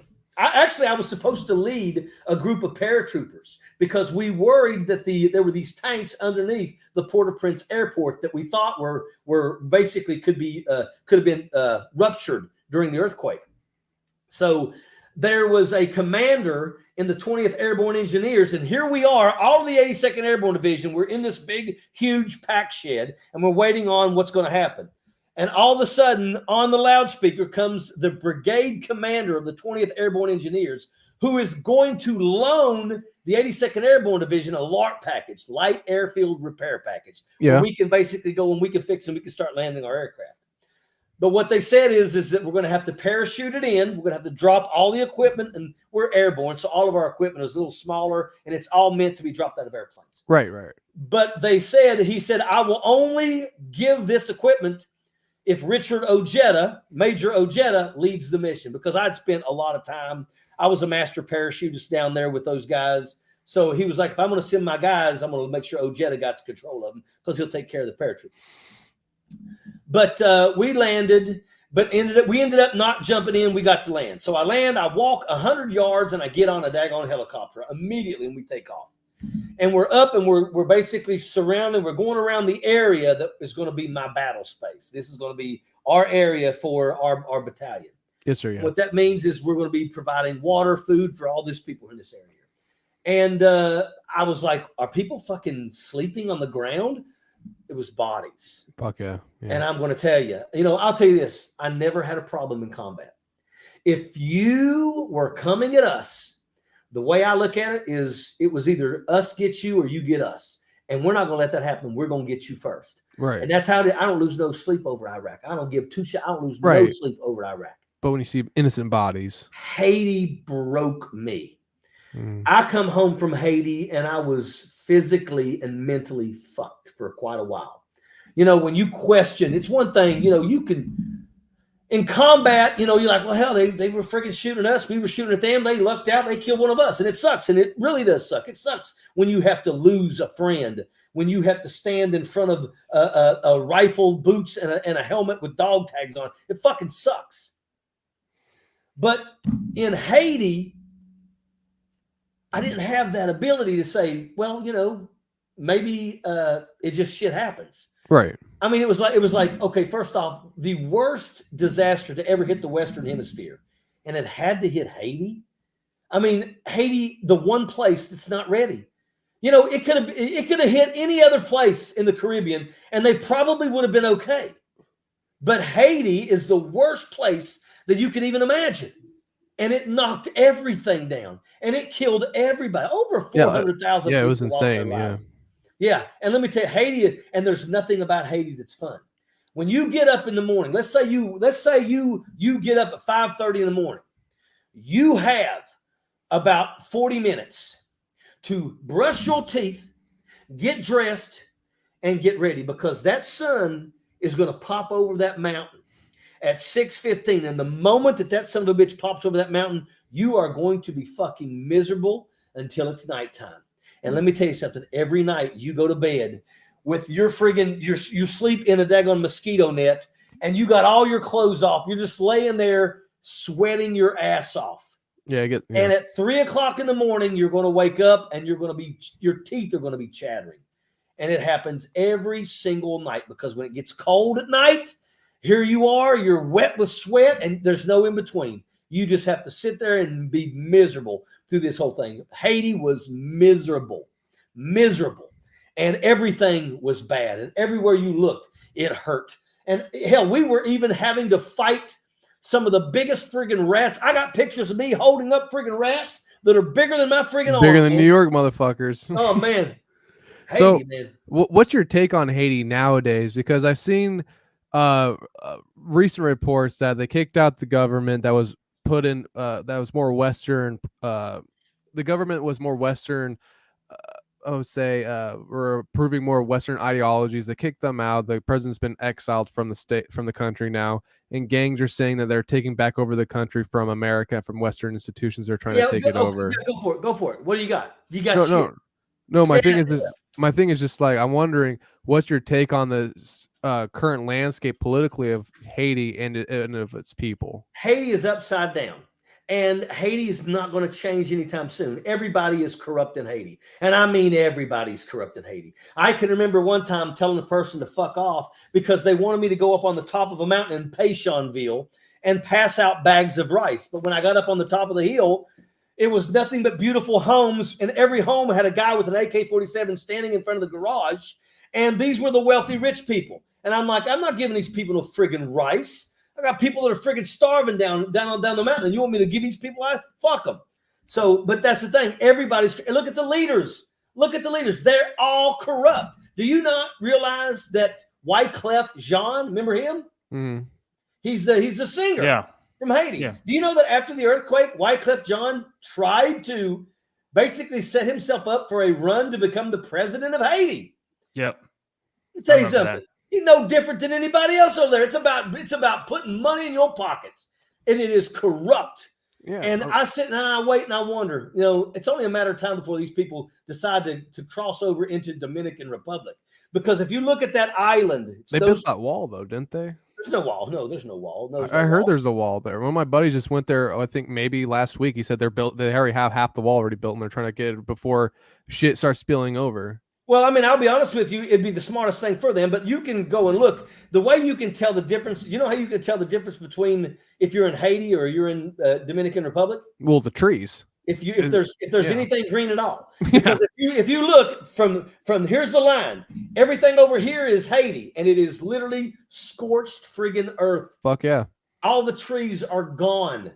I mean, I've never in my life seen poverty like this. I've never seen people living in squalor the way that they live. I've never seen people that literally, the gangs coming in. They don't give a shit. They'll steal the food out of the children's hands, and they will then turn around and try to sell it to the parents. Yeah. I mean, these are bad people, and everybody is walking around carrying a friggin' daggone machete and a hammer. And I'm going to tell you right now, I'll never forget when this happened. Everybody that was a nonprofit organization all brought their raggedy asses to Port-au-Prince. And you know what happened within the next 24 hours? Every friggin' one of them booked the next damn flight out because they went to the gate of Port-au-Prince Airport and looked out. And all you see was a sea of black men. And they all were holding a machete in one hand and a hammer in the other. And all they were looking for was an opportunity for us to say, hey, go here and do this and we'll pay you for it. And that's some of the things that we were doing. We were setting up opportunities for people to be able to get paid to do certain things. Plus, we were also providing food, water, and things like that to these people and medical capabilities. But, Haiti is a place that it's going to continue going south. When the gangs do finally take over. Yeah, they take over most of Port-au-Prince, I've heard. And they took most of the capital already. Yeah, what's going to happen is you're going to see mass deaths due to starvation and things like that. That's going to happen. Yeah, like cannibalism's already happening over there. Let me tell you, these people are desperate. But at the end of the day, I mean, they don't have the ability to take care of their people. So the people are going to start rising up. And what's going to happen is you're going to see a lot of people are going to die of starvation. A lot of people are going to die of illnesses. A lot of people are going to be murdered. The bad part about us being in Haiti that also hurt the most is at nighttime, every one of us had to be back onto our locations where we were staying.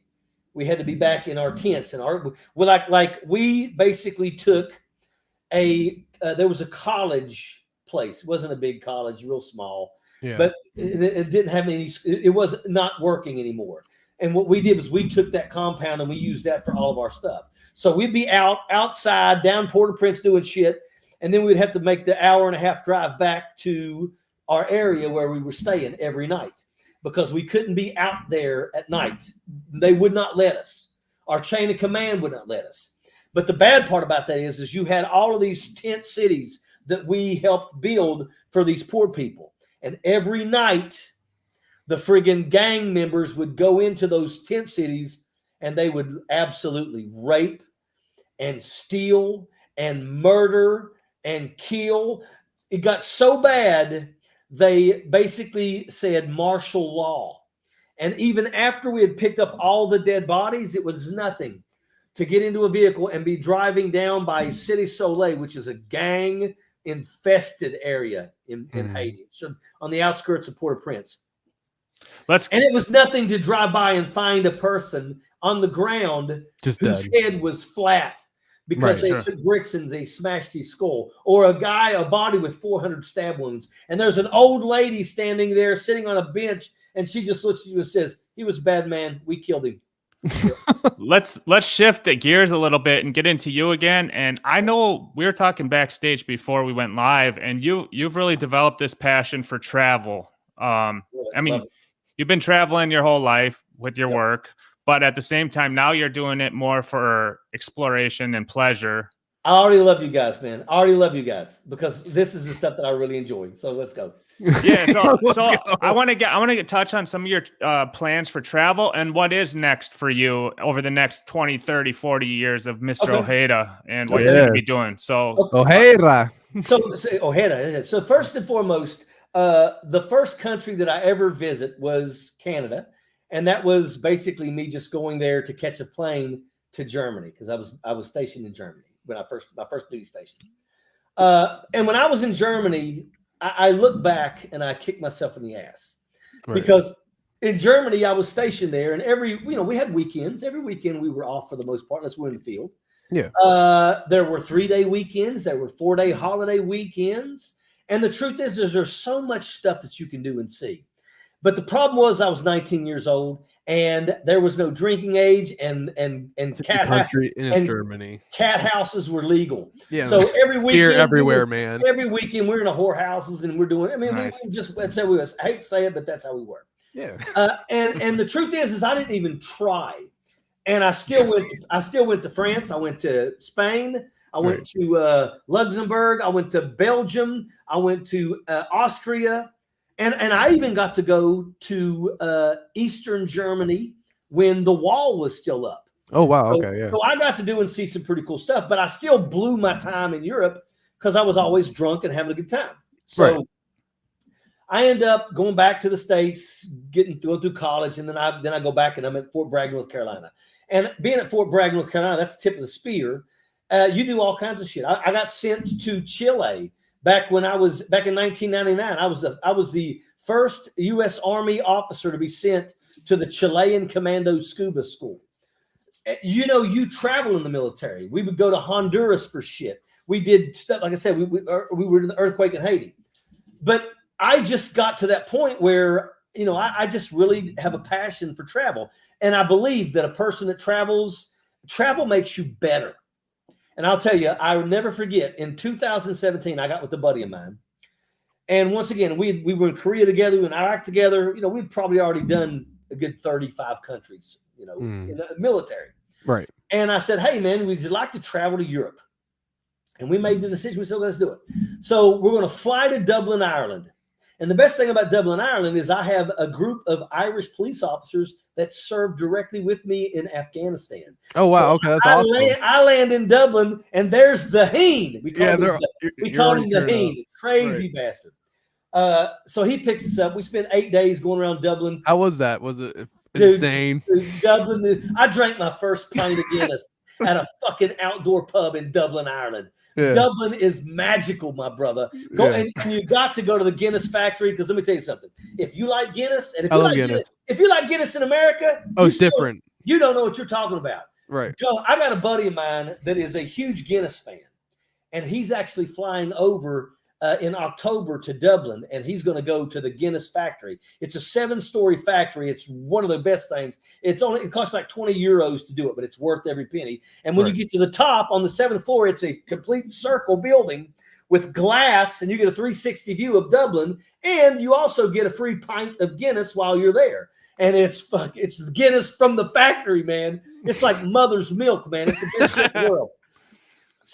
So we did that, and then we left, and we took a ferry over to Holyhead, Wales. Then we made our way to London, spent some time there. Then we took another ferry to Amsterdam. Yeah. I bet that was fun. It wasn't for me. I let him smoke some weed, and I kept him out of trouble. But there you go. I'm going back this year. I'm smoking me some weed. But but we went from there. Then we went to Berlin, Germany. Then Berlin, Germany, we went to Prague, Czech Republic. From Prague, we went to Budapest, Hungary. Yep. Then we went to Vienna, Austria, Venice, Italy. Then we went to Munich. We went to Dachau concentration camp. Then we went to Paris, France. And then we went to Omaha Beach. And then we took a ferry all the way back to Dublin, stayed in Dublin for 4 more days, and then flew back home. That was my first trip that I went back since leaving Germany at 1992.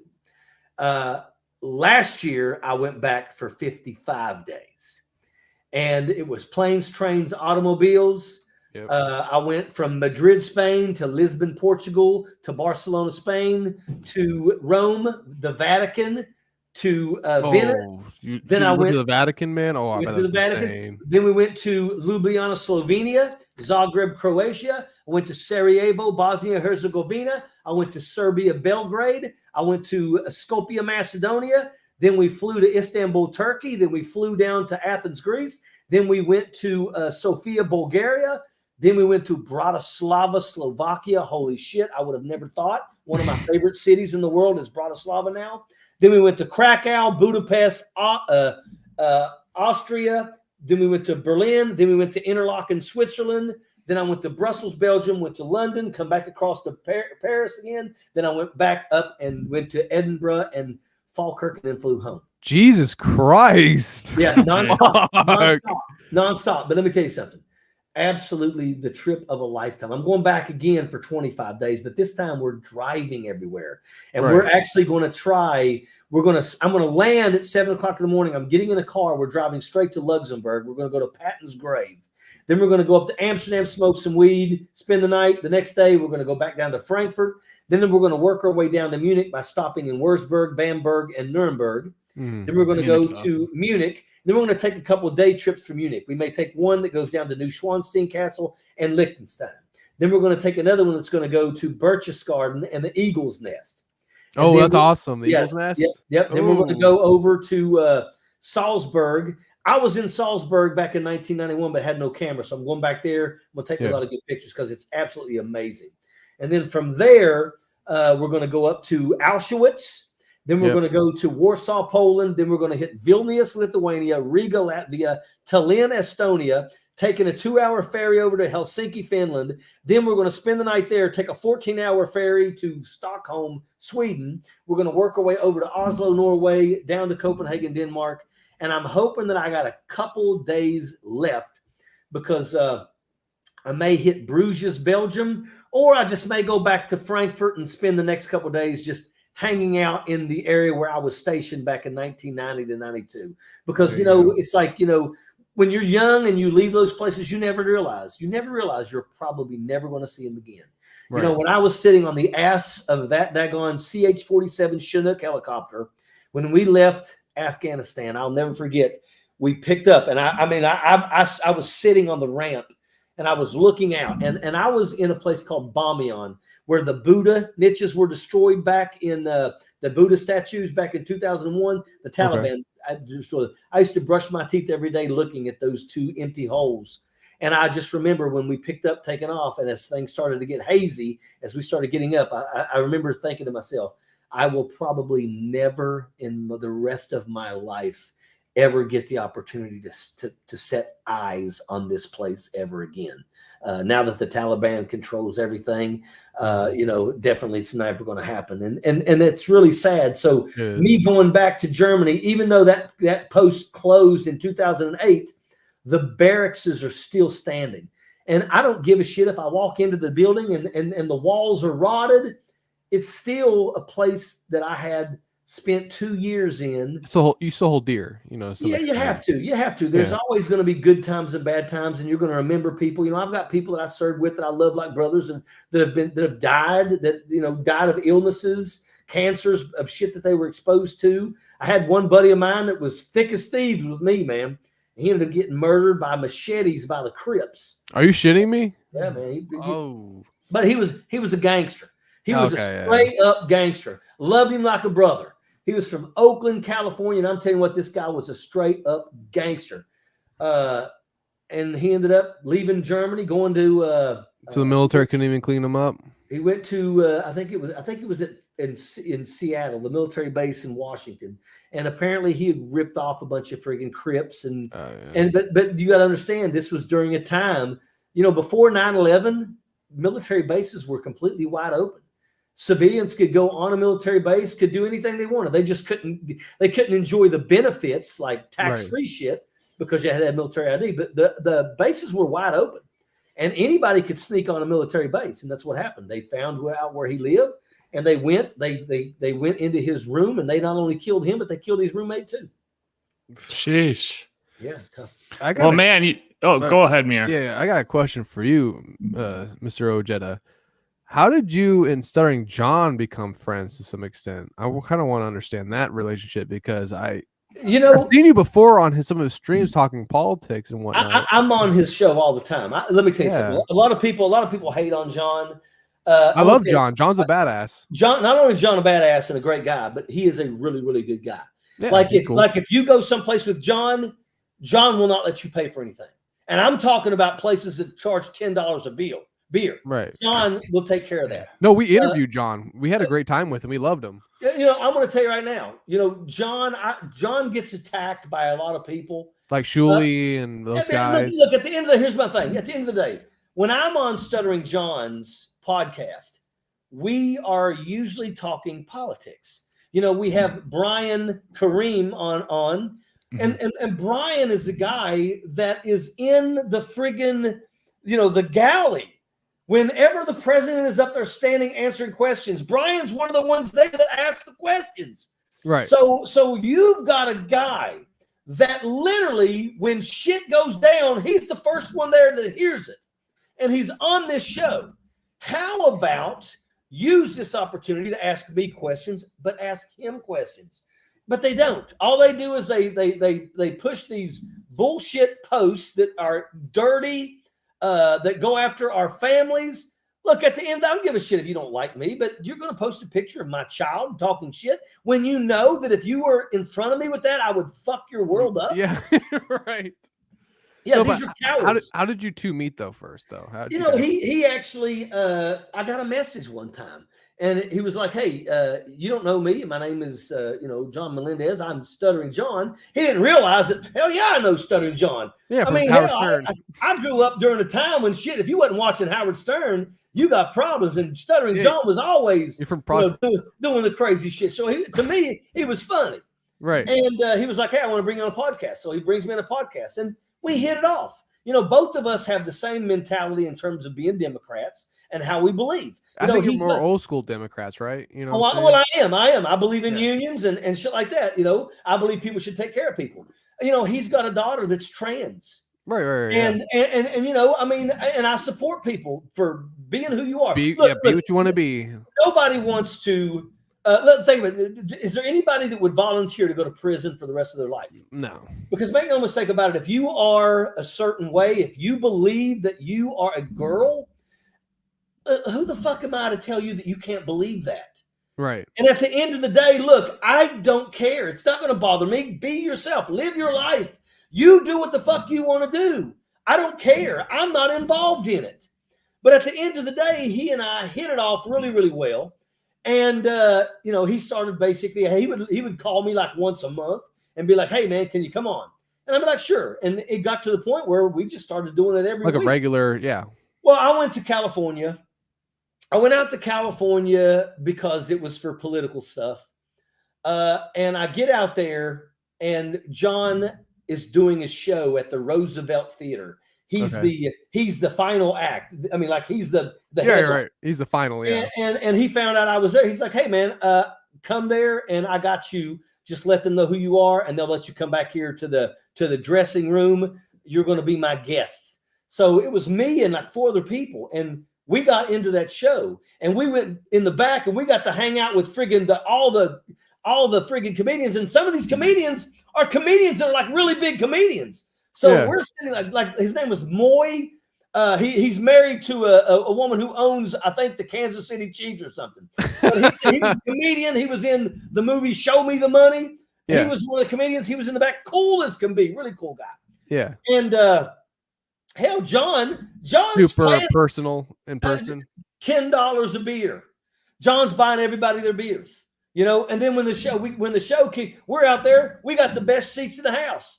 And it was so cool. When we were done, me and John ended up at Corey Feldman's 50th birthday party. No way you met Corey Feldman, bro? How was that? Let me tell you something. You know what pisses me off? What? I get mad when people give him shit. No, he's a great guy. I like Corey Feldman.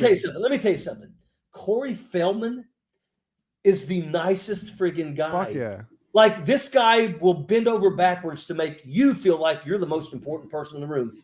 John looked at him and said, "Hey, Corey, man, let me introduce you to my buddy here. This is my buddy. He's got multiple tours in combat." And I'm telling you, that was it, man. Corey Feldman was like the coolest friggin' guy. I'll send you a picture. Hold on, let me see send me a picture. I gotta see this shit. Because, dude, Corey Feldman's coming to St. Louis. I'm trying to get some shit done. Hey, look, let me tell you something. Fucking meet that dude in person and interview him. I'm gonna tell you this job. I'm working. Nice. I'm gonna tell you. St. Louis Center, and they allow back passes for media, and I'm trying to kind of work around that. Okay. We can line it up. Dude, I'm trying to, bro. I'm trying to with Corey Feldman because he's performing with Bones and Yellow Wolf. I'm gonna send. Let me see. I'm looking down here because I know I got him here. Okay. I'm gonna send you that picture. Yeah, let me see this. I'm gonna send you another picture. I love Corey Feldman. He's a badass. Well, believe it or not, I don't know if you know this or not. I actually had Ice-T come on my live. Ice-T come on your fucking live? No way. You know what he said? What did he say? Ice-T, he told me, he said, I turned down everybody who asked me to be on a podcast. He said, but you know what, Ojeda? I saw you on a video threatening to drag somebody outside and beat the shit out of them in the street. And he said, you're fucking gangster. So I'm on your podcast. I was like, holy shit, that's cool as hell, man. I love that. It was a really good. I've been so blessed. I mean, I've been on Bill Maher. I've been on all. Bill Maher. Bill Maher's awesome. He's like you guys. He's more of a old school liberal who kind of Yeah, no, he's great. So let me see. I think I took the picture. Let me make sure I took a picture. Okay, Do what you let need me to do. because I'm going to send it to you, the same email that you messaged me on. Yes, So you sir. can pull it up. Okay, so here it is. All right, now let me see. It was on no, was it YouTube? Yeah. This is it. Nope, that's not it. Okay, so I'm trying to find where. Oh, it's Twitter, right? You Yeah, can send Twitter. it to me on Twitter if Yeah, you send want, him on Twitter. and I can put it up. It'll be Okay, I easier. Dr. Mega G, DRMEGAG. That's right, Dr. Megan. well, I got this. Hold on here. I just sent it to Lil Mir. Oh, good. There you go. So, All right. and what's yours? Dr. Mine, Mega G. yeah, DRMEGAG. Are God you damn, following dude. me? Are you following me? I am. Okay. I think I'm following you. Yeah, Yeah. I'm following you All on right, gotcha. Twitter. Okay. Following you now. Yeah, Okay. send it to Dr. Chow. He'll post it on the show. All right. Well, there it is. Right there you go. But I mean, Corey Feldman was the coolest guy. And it was so cool too, because believe it or not, we walked outside. There's a bar outside. So we're out there drinking beer, talking. And I look behind the counter and there's a guy. And I'm like, dude, I recognize your face. Goonies. And he's like, Verbs. he's like, you don't know me. That's it right there. Yeah, I love Look it, at man. those 3 kings. 3 kings. Yes, sir. Yep, that's it. And then he was the nicest guy, man. The coolest guy you can imagine, man.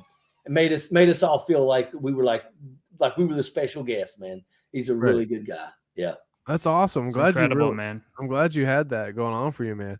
So I got a question for you though, real quick. I'm sorry. I'm gonna take this off. Yep.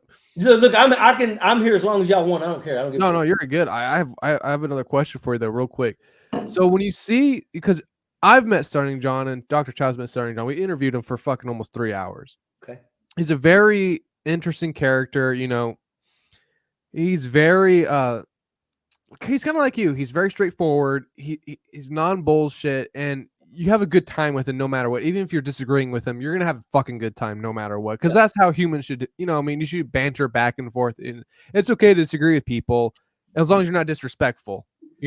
Well, they're disrespectful, but here's the thing. Wait, hang on. Let me finish. Hang on. No, I'm gonna build into it real quick. Okay. But even though we might disagree on things, we are still respectful of each other and how we approach things. But when you see like the Shuley Network and Bob Levy and Shuley doing these things against Starting John, what's your take on that? And how is what's your view on that? I don't have respect for that. Look, let's just be upfront and honest. Look, if you don't like me, then fucking solve it. Look, we can get together and we can fist fight. And even if you whip my ass, we're going to walk away from this and we're going to be different for the rest of our lives towards one another. Because even if you whoop my ass, you ain't going to get it for free, big boy. It ain't going to happen. Right. You see what I'm saying? So at the end of the day, if you got a problem, but the problem with these people and John, and now they try it with me, is they go beyond. They don't have a problem throwing stones at your parents. They don't get your children. These are the kind of people that would call you and make fun of your child if you lost your child in a car wreck. Right. They're not good people for that shit. And at the end of the day, that's cowardly. Look, let me tell you something about John. John isn't going to take your shit. No, I saw him at I forgot where he went to the bodega. He almost fought Patrick Melton, right, Chow? He wanted to fuck that dude up. No mistake about it. That boy can fight. There's a few people. Let me tell you something. Don't you ever fuck with somebody that had to grow up with a stutter. AJ Benza punched him, and then Starting John wanted to fuck him up really bad. If it wasn't for the fact that everybody was in the way, and that guy pretty much quickly apologized because he knew John wasn't going to stop. John's going to fuck him up. Once again, there's 2 people. Don't you mess with people that stutter, and you better not mess with friggin' redheaded guys. Yeah, 100%. They're fucking crazy, dude. I know. Trust me, they're fucking nuts. When they go through that stage when they're kids where they look friggin' weird and they're friggin' goddamn fiery red hair, and I'm telling you, that's where they learn how to friggin' hone their fighting capabilities. And I'm going to tell you, you want to friggin' feel like you just grabbed a goddamn porcupine by the tail in a friggin' in a phone booth? Yeah, you mess with that redheaded guy because that guy's going to mess your world up. No, dude, you're 100% right, dude. There's like some scientific thing, like they don't feel pain the same way Hey, let me either. tell you something. They could be a colossal pussy. Could be a colossal pussy. I'm still going to give them the benefit of the doubt. Exactly, dude. Yeah, that's wise words for everyone watching. Yeah, don't fuck with redheaded dudes because I will never do it. They're crazy. But see, that's the you don't thing. fuck with retards, and you don't fuck. I'm sorry, I don't mean to offend you, if possible, sir. No. But you don't fuck with mentally challenged. You don't fuck with redheads because they don't feel anything. But see, that's the thing is that's what these guys do. I go on Stuttering John about once a week at least, and literally in the entire time we talk politics. Right. But we talk politics while being bombarded by people. And at the end of the day, look, I don't really give a shit. You can say what you want. It does piss me off when you do things with my kids and stuff like that. But at the end of the day, I don't lose any freaking sleep. I know that you're a colossal pussy. They're losers. That's right. So, but I mean, that's the thing is that these people, they pay John. They pay him. John doesn't talk post shit. John does not pull up not one single comment unless it has a dollar amount to it. And I'm going to tell you, we'll go on a friggin' hour-long live. John will make $1,000 sometimes.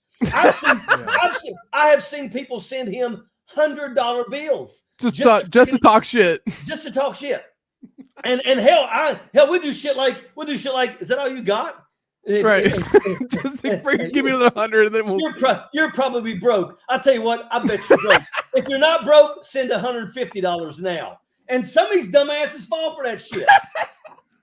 I'm telling you, John's made as much as $8,000 in one show one time. Fuck. All right.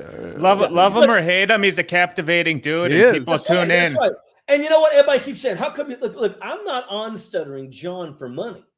I don't do social media like that. Right. You know, my focus is trying to educate people, talk about the facts. Let's do everything we can because right now we are in the election cycle. This is the election year. Yeah, this is huge. And this is a time for all of us to basically decide where the fuck we are mentally in this country. Right. You know, are you a person that believes that a woman deserves to have rights? Because make no mistake about it, we got a guy running for governor in West Virginia that thinks that we should go back before women could vote.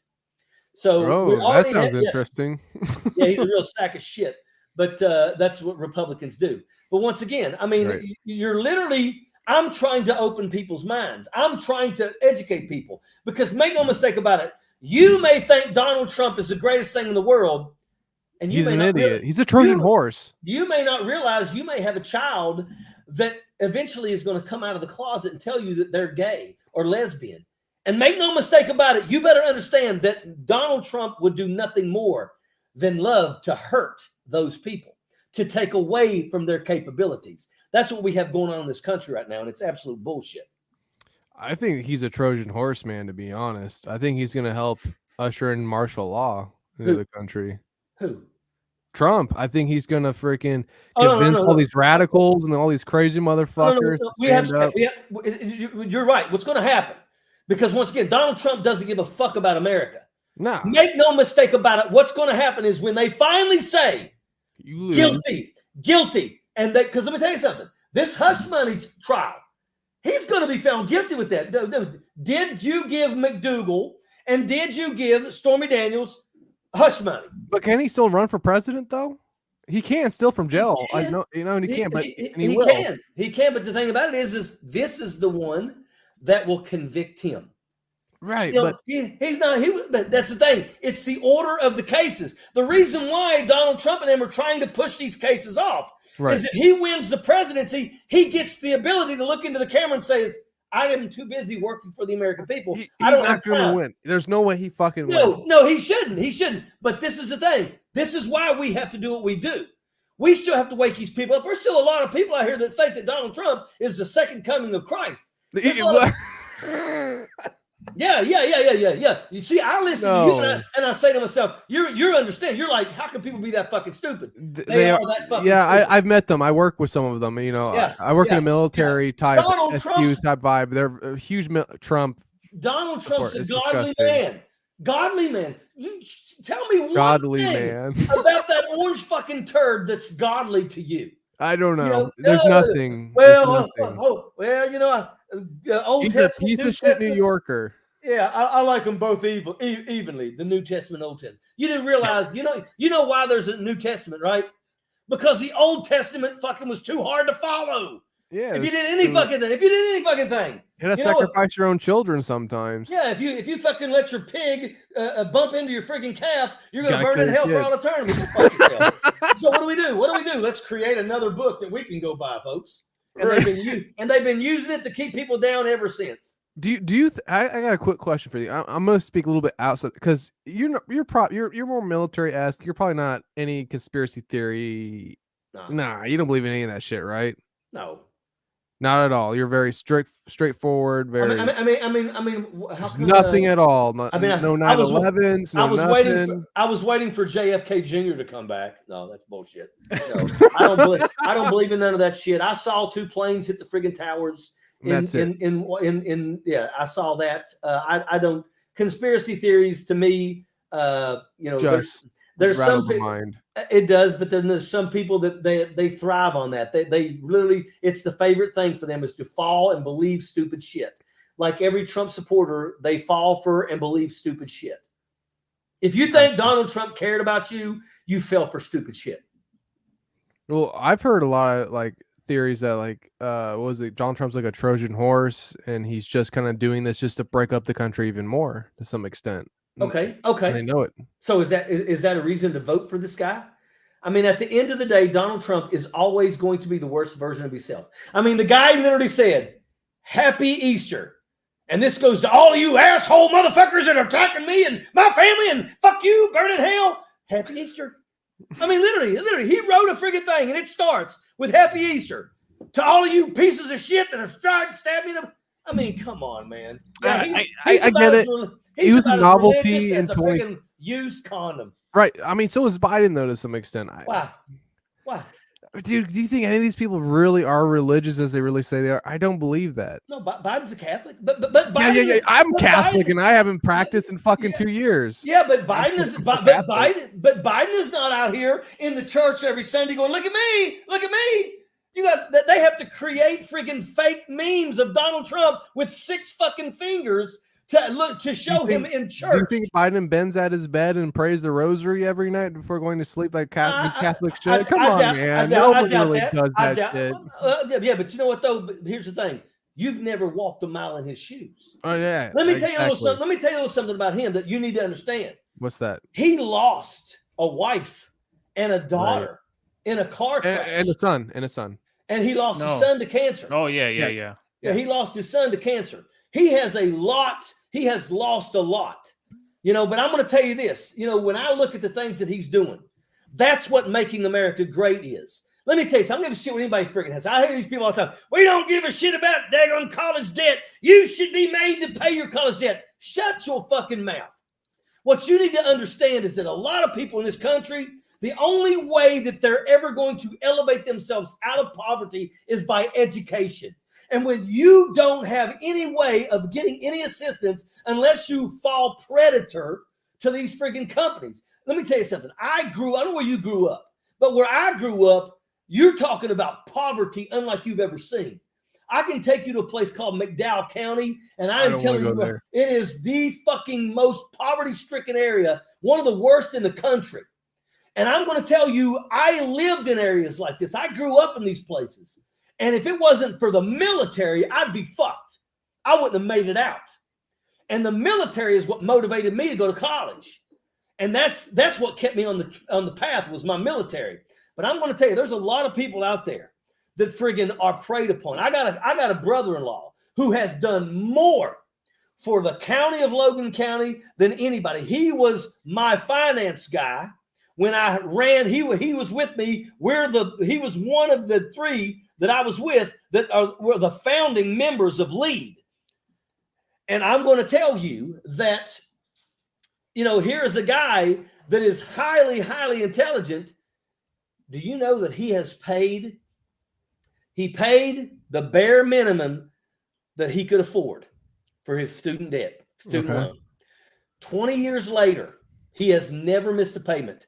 He owed the exact same amount that he took because those loans for colleges are predatory, and they've always been predatory. Sure, you want to go to college? We'll give you a daggone $100,000 with 19% interest, and they're going to fuck you royally. And there are a lot of people in this country right now that literally don't pay their anything but the bear because they're like, we're never going to be able to do this. We're going to be carrying this debt for the day we die. And Congress made sure to step in and go, it also includes bankruptcy. You can't file bankruptcy and get out of these loans. They're yours to the day you die. And Joe Biden has now basically freed over 4 million people. I don't know how you support this motherfucker, though, because here's my thing, though, man. I see you. You are a true person. You speak of the people. You speak as yourself. You're not backed by commercial. You're not backed by anything. You know what I'm saying? Yeah. You're very straightforward. And then you see people like Trump, Biden, all these individuals. They are paid. They're, they have businesses going on in other countries. They're paid within the stock market. They're selling, like we saw with Nancy Pelosi, how she's able to just make so much money off the stock market. God knows how. She's not supposed to be making that type of money. It's just so broken and so fucked up. It's not that she's not allowed. That's the problem. It's not that she's allowed, but it's the way she's doing it. And but here's the thing. This is the problem. Getting certain intakes of it. But but all of them do that, and it's not illegal. Of course, they all do it. It's not illegal. But they have certain ties. They have certain ties with the stock market that we don't have, right? So they're taking advantage of that, and they're selling instantly when things go down. Yep, it should be. They have privy to information that absolutely will affect the stock market, right? And they use that, and they take advantage of it, and they make more money from it, and they continuously make more money from it while we suffer from it. Yeah, and by the way, is Joe Biden a lifetime politician? Yes, he is. Yes. He used to support the KKK. I remember, all that shit. Look, would I rather see somebody else? Absolutely. Because the truth is not only is he a lifetime politician, but he's friggin' old as shit. Yeah. But at the end of the day, if you look at the things that he has done in this first term, he's killing it. He's killing it. Yes, he's killing it, but he's also compromised at the same time, though. How is he compromised? There's so many things you can look at. China, Ukraine. There's all sorts of things dealing behind the scenes. You can't. Because the truth is you can say that all you want. Where's your evidence? Where is your evidence? They're sitting here dragging Hunter Biden through the fucking mud. And look, if they got him, arrest him, put him in jail, I don't give a fuck.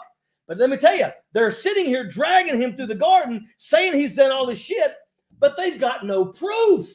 If they had proof, we would have saw it. They've got no proof. Okay. James Comer and them are being embarrassed right now. Literally, freaking Hunter Biden shows up and literally says, what about Jared Kushner? Jared Kushner gets $2 billion from the Saudis, and everybody wants to act like that's not a problem, but they want to go after friggin' Hunter Biden. But the problem with that is that they got no evidence that Hunter Biden did anything. You got friggin' Lev Parnas that is literally saying that was all bullshit. We made it up. So, when everybody starts talking about Joe Biden, look, he's a lifetime politician like Nancy Pelosi is. Do I wish we had term limits? Yes, I do. Yes, and a certain age limit too. But at the end of the day, and an age limit, but at the end of the day, if I put Donald Trump and I put Joe Biden, and that's what we are being given, it's like a shit sandwich. Take a bite. I hope you got some fucking Tic Tacs. but if I'm looking at both of these two, I'm looking at the one guy that absolutely didn't call me suckers and losers. Is that a little personal? Do what? Is that not a little personal that Trump attacked you personally? Look, everything that Trump did. When it took Donald Trump 2 years before he visited the first friggin' soldier, and he only did it once in combat, he went to friggin' Bagram Air Base. Big fucking deal. Right. But it took him 2 friggin' years to do that. I look at my commander-in-chief in the military. You're the commander-in-chief, which means you're the commander. The least you should do is be in front of these troops. Fucking Joe Biden was friggin' boom, boom. He's out there. He's doing the shit that he needs to do. He may be checking the block because that's what he's expected to do. But at the end of the day, I still look at the things that he's doing. He is the guy who is trying to say that you can keep your child on your insurance until your child's 26. The Republicans are saying, fuck that. What happens when you're in college and you lose your insurance? You're fucked. You're screwed. So, I'm looking at the guy that's doing things for those people. I'm looking for the guy who absolutely is bringing jobs from overseas. I'm looking to the president, the first president who's ever stood on a fucking picket line. That it means a lot to me because I'm a union fucking guy. You Oh, know, yeah. I'm telling you right now. You Look, have to be to some extent to be union, though. yeah, but at the end of the You day, gotta. Joe Biden is doing great things. Donald Trump didn't do great things. Donald Trump did. There was nothing that he tried to monetize everything. Yeah, I know, but they're all doing great things. I mean, not Trump in some extent, but Biden is to some things. But I mean, he's gonna lose. I mean, his support of the Hamas war with Gaza, with the Gaza Strip in Israel. That's not No, a he's good look, not. No, man. he's not. No, He he's said, not. no. Dude, they're still sending weapons to Israel right now. What are you talking about? Who's sending weapons? Who's sending weapons to Israel? The military. We are. Yeah, We just passed a bill or because something they're for our that. ally. Look, at the end of Right, the day, we're helping commit genocide over there, right? yeah. Look, I'm not happy about what's going on in friggin' Israel, but understand, at the end of the day, Hamas launched a 9/11 attack on Israel. Look, let me tell you something about Hamas. Hamas believes in human shields. Right. Hamas is holding kids because they're trying to keep from being bombed. And that's what they're Richard, doing in Gaza. Real quick, I don't mean to be rude, sir. I have to take a piss right now. Are you okay to be by yourself for a second? I mean, I wish somebody was asking me questions, but okay. No, I'm sorry, man. My guy bounced, so Go hit your piss. I gotta rip a piss, bro. So I'm gonna Go leave hit you on the your piss. screen for a second. You just want to stare at the screen or It's all talk? good. I'll look at my phone, see if I get some messages on my phone. Here you go, buddy.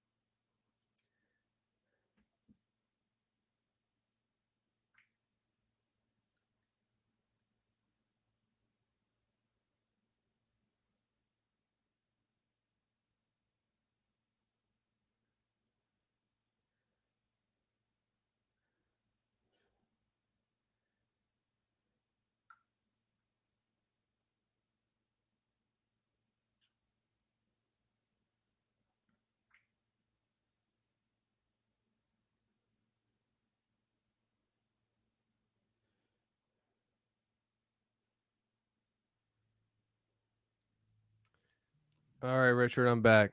All right, man. That sounds good. So, last thing I want to ask you before we end this show, sir, just about your take on the Israel advancement on Hamas and what's going on in Gaza. What's your take on that? Because I really want to understand from a military aspect what's going on with the IDF and all that other shit. Like, what's your take on that? You know, it's really, Israel is really hard to talk about. I mean, let me tell you why. Because there's a lot of things that Israel does that absolutely is wrong for what they do. You know, believe it or not, there's a great photograph of these people from Palestine standing at the stairs, and there's two people standing on top of the stairs in front of a house. And what they're saying, what this meme was that house used to be those people, the Palestinians' home. But because something happened, what Israel does is if they think that somebody's doing something from this neighborhood, what they do, Israel just go in and say, okay, get out. Everybody get out. It's ours now. We're going to go ahead and let people in America know if you want to move to Israel, we got a couple places. We got a new community just opened up. Yeah, I saw that. Yeah. And that's what they do. And at the end of the day, you know, you got to sit and think, every place that the Palestinians go, there's usually Israelis keeping them out of areas. There's special, they can't drive on certain roads. I mean, there's all kinds of rules, and it's really kind of messed up.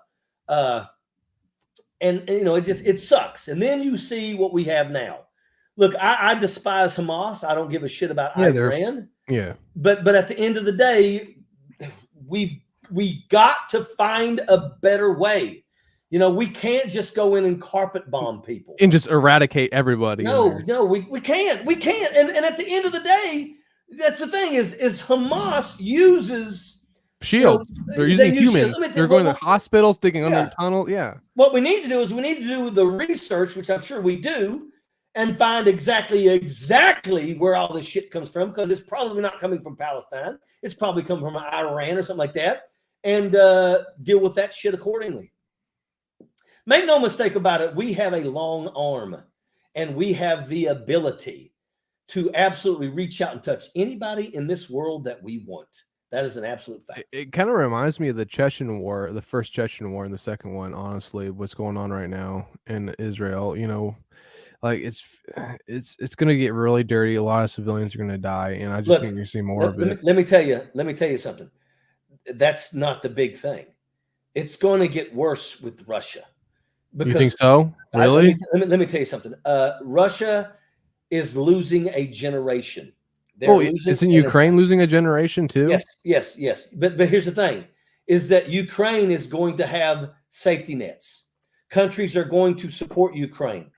Russia is going to lose everything. Russia is going to have to rebuild Ukraine when this is over with. And I'm going to tell you another thing too. There's going to be a lot of people. This is going to end with Vladimir Putin being drugged through the streets of Moscow. Really? Make no mistake about it. There are already parents. There are already parents that are now protesting. There are things happening in Russia right now that Vladimir Putin is trying to crush. Yeah, didn't he kill what's his face that was controlling that militia that was a third party? Yes, I forgot he killed that guy on an airplane. Yes, right. Yeah, he killed that guy on a plane, and everybody knew that he killed that guy because nobody crosses Vladimir Putin. That's what he does. How many people have been poisoned? Because when you challenge Vladimir Putin, especially during the Second Chechen War, tons of reporters. Well, right now, Vladimir Putin is hiding the loss from the people in Russia. He's got everybody in Russia. Remember, he controls the news.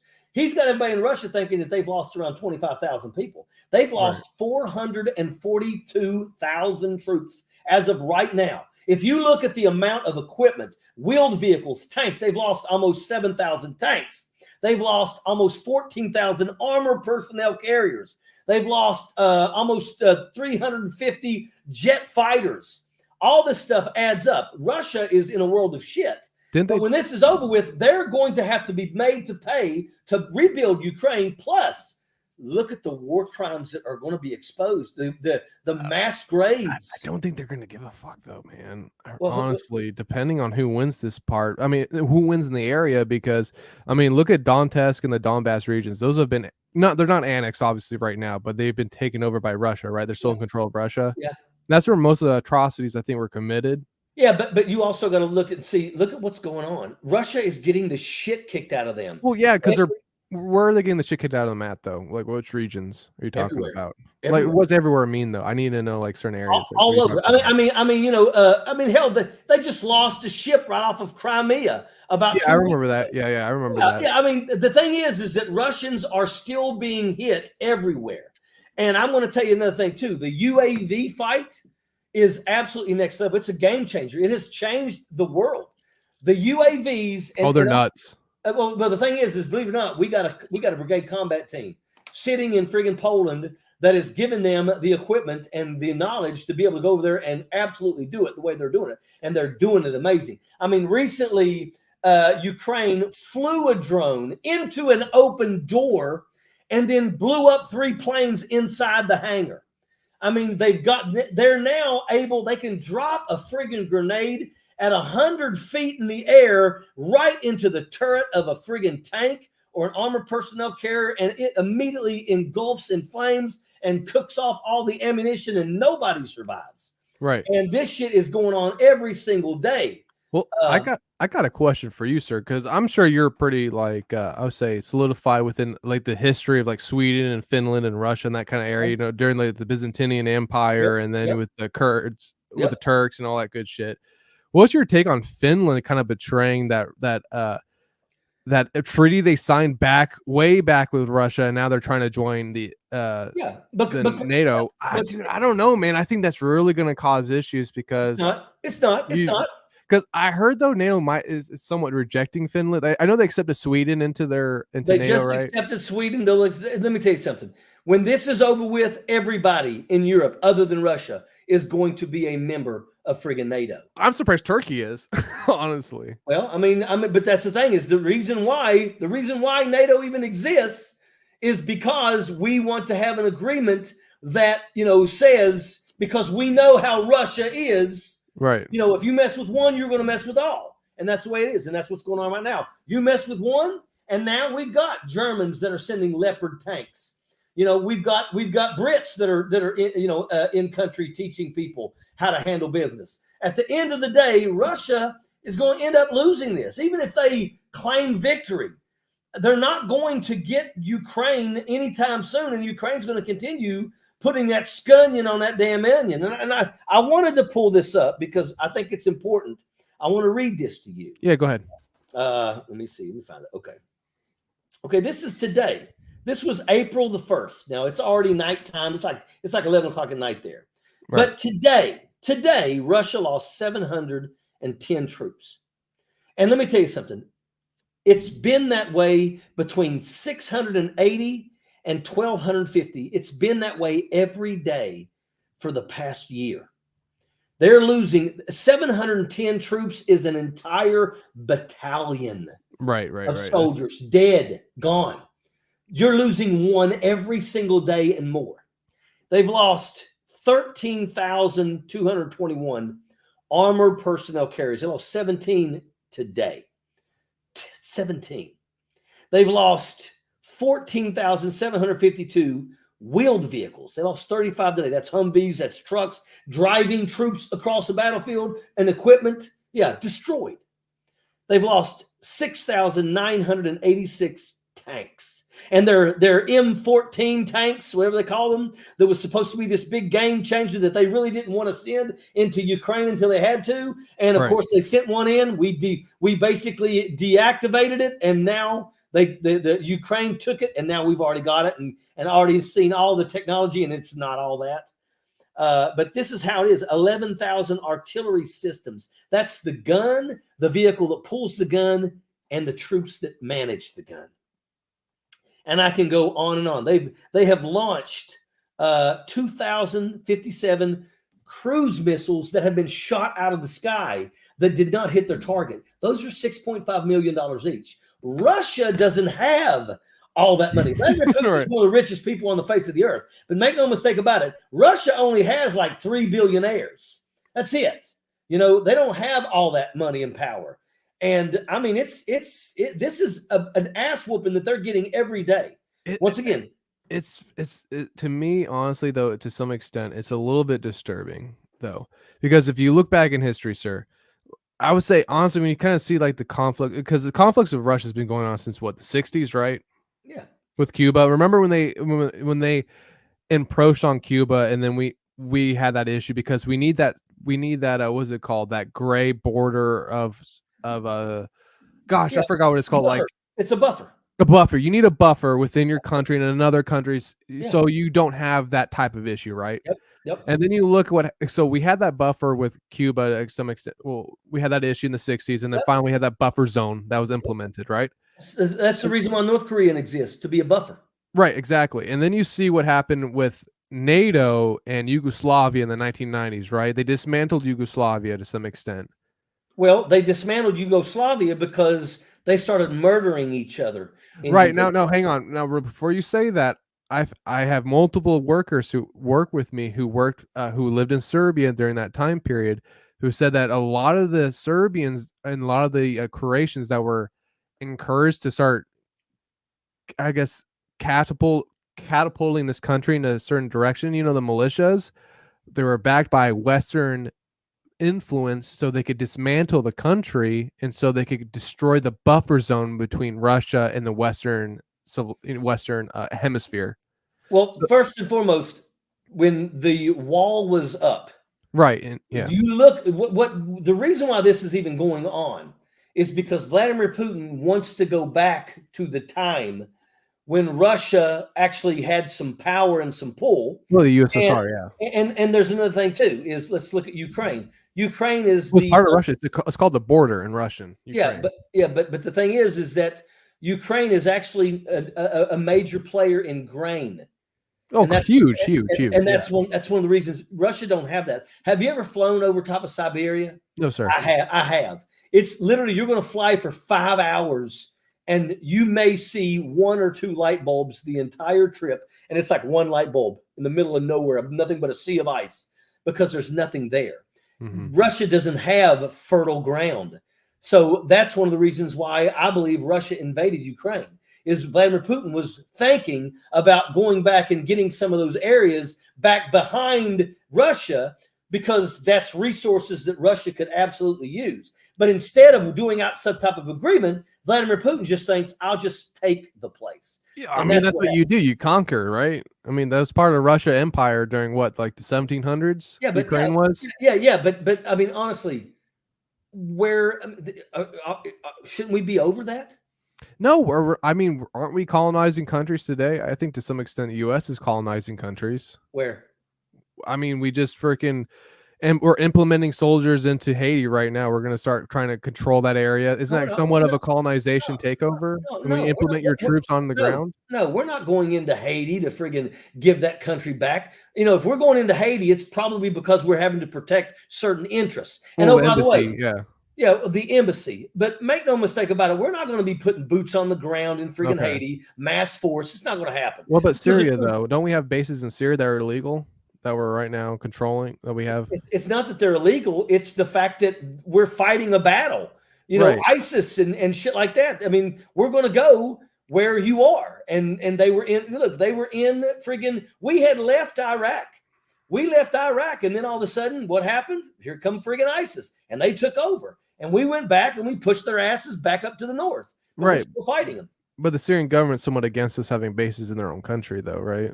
Well, the Syrian government is not exactly. It's not exactly. I know, but my thing is this, though, Richard. It's just like, even though these countries, what I'm trying to say is, I understand Russia.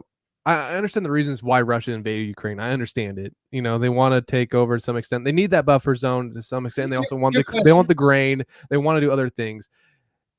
Obviously, they have some motives behind it. You know what I mean? That makes sense to them. But it's more than just the grain in Ukraine, though. Oh, yeah, obviously the buffer zone, the land, Vladimir Putin political wants. Vladimir Putin wants. He knows he's not going to be able to get Germany, and he knows he's not going to be able to get Poland unless he invades. Yeah. But what he wants is he wants to get back the lands of Macedonia. He wants to get back Serbia. He wants to get Bolivia, Bulgaria. He wants Slovenia. He wants Croatia. He wants Bosnia Herzegovina. Oh, that's part of the ancient Russian Empire. He wants them. He wants them back. But here's the thing: he wants them back. But those countries don't want him. Those countries enjoy being free countries. Those countries still remember. Let me tell you something.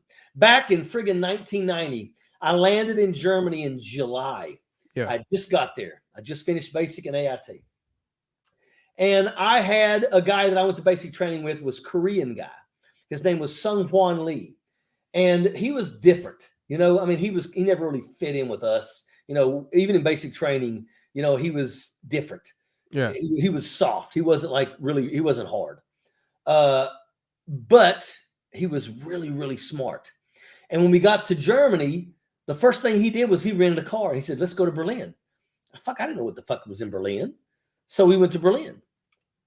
And I will never forget, we actually drove across the border. The wall was still up when I was there. The wall they had broken a couple spots of the wall where you could go in, like Checkpoint Charlie was one of them. But other than that, the wall was still there. And they didn't unify Germany until 1991. So I went there in July as a brand new private, and we chipped pieces of the Berlin Wall with tire iron. I still got the rocks in a box over here. There you go. Those are my souvenirs. I collect rocks even to this day. But I will never forget, we actually drove through Checkpoint Charlie. And we got to go on the other side of the wall. We were in Eastern Germany. We were in the Russians' backyard. And I'm going to tell you that it was night and day. It was like I was doing a reverse Wizard of Oz, where I started in color with restaurants. Then you went to black and white. People on the streets, and then we crossed into Checkpoint Charlie and all the cars. I don't think those cars exist today. It was like some weird little. They were in Alts or something. Weird car. There was nothing fancy about them. But I'm going to tell you, to this day, I still don't see Berlin past Checkpoint Charlie with anything other than black and white. Really? Black and white. Because when I went through Checkpoint Charlie back in 1990, it was like I went from color to black and white. And I can only remember that in black Just and that. white. And, Jesus. I've been back to Berlin a few times. It's one of my favorite cities in Europe. It's a I love beautiful it. city. Yeah. It is, but it's one of those places. If you go there, you need to spend a couple days, and you need to be willing to put some mileage on your shoes because there's a lot of stuff to see in Berlin. So Richard, I'm going to say something very controversial real quick towards you, sir. All right. I've talked with a lot of old heads in the military. I don't mean to be disrespectful there. Older gentlemen like 50s, 60s, who served in a Desert Storm, who served in the Korean War. Okay. And my question is towards you guys and I've always asked this just not to be disrespectful towards them, but just to kind of like see where they're at mindset wise and just, kind of get what their take is on it. Do you ever think that like the government lied to you to some extent about the battle that you're fighting or the warrior that you're fighting to make you guys go into something just to do it, just what I'm saying, just for their own benefits of it, and then at the same time you're destroying an innocent country or you're killing people who are innocent, what I'm saying, because there's never any good or bad person. There's what I'm saying, we do our job, we do what we're told, but once again, I went to Iraq because I knew without a doubt my country had told me that there were weapons of mass destruction. That was a lie. But that was a lie. Yeah, there's nothing. And Benghazi we killed over 1 million Iraqis. Right. Yeah, it was a lie. It was all a lie. There was no weapons of mass destruction. They have none of that shit. And they knew that. And the truth is that we should have continued in the Tora Bora Mountains of friggin' Afghanistan, and we should have killed Osama bin Laden. Instead, we pulled away to give him an opportunity to get away, and we did that because why? Because we wanted to make sure that we got into a battle that would take time so that we could allow the military-industrial complex to wet their fucking beak. And that's the reason why we pulled out of fucking Afghanistan when we were listening to Osama bin Laden on the fucking radio, because he was right in that fucking cave. And we were told, everybody stop what you're doing. Get back.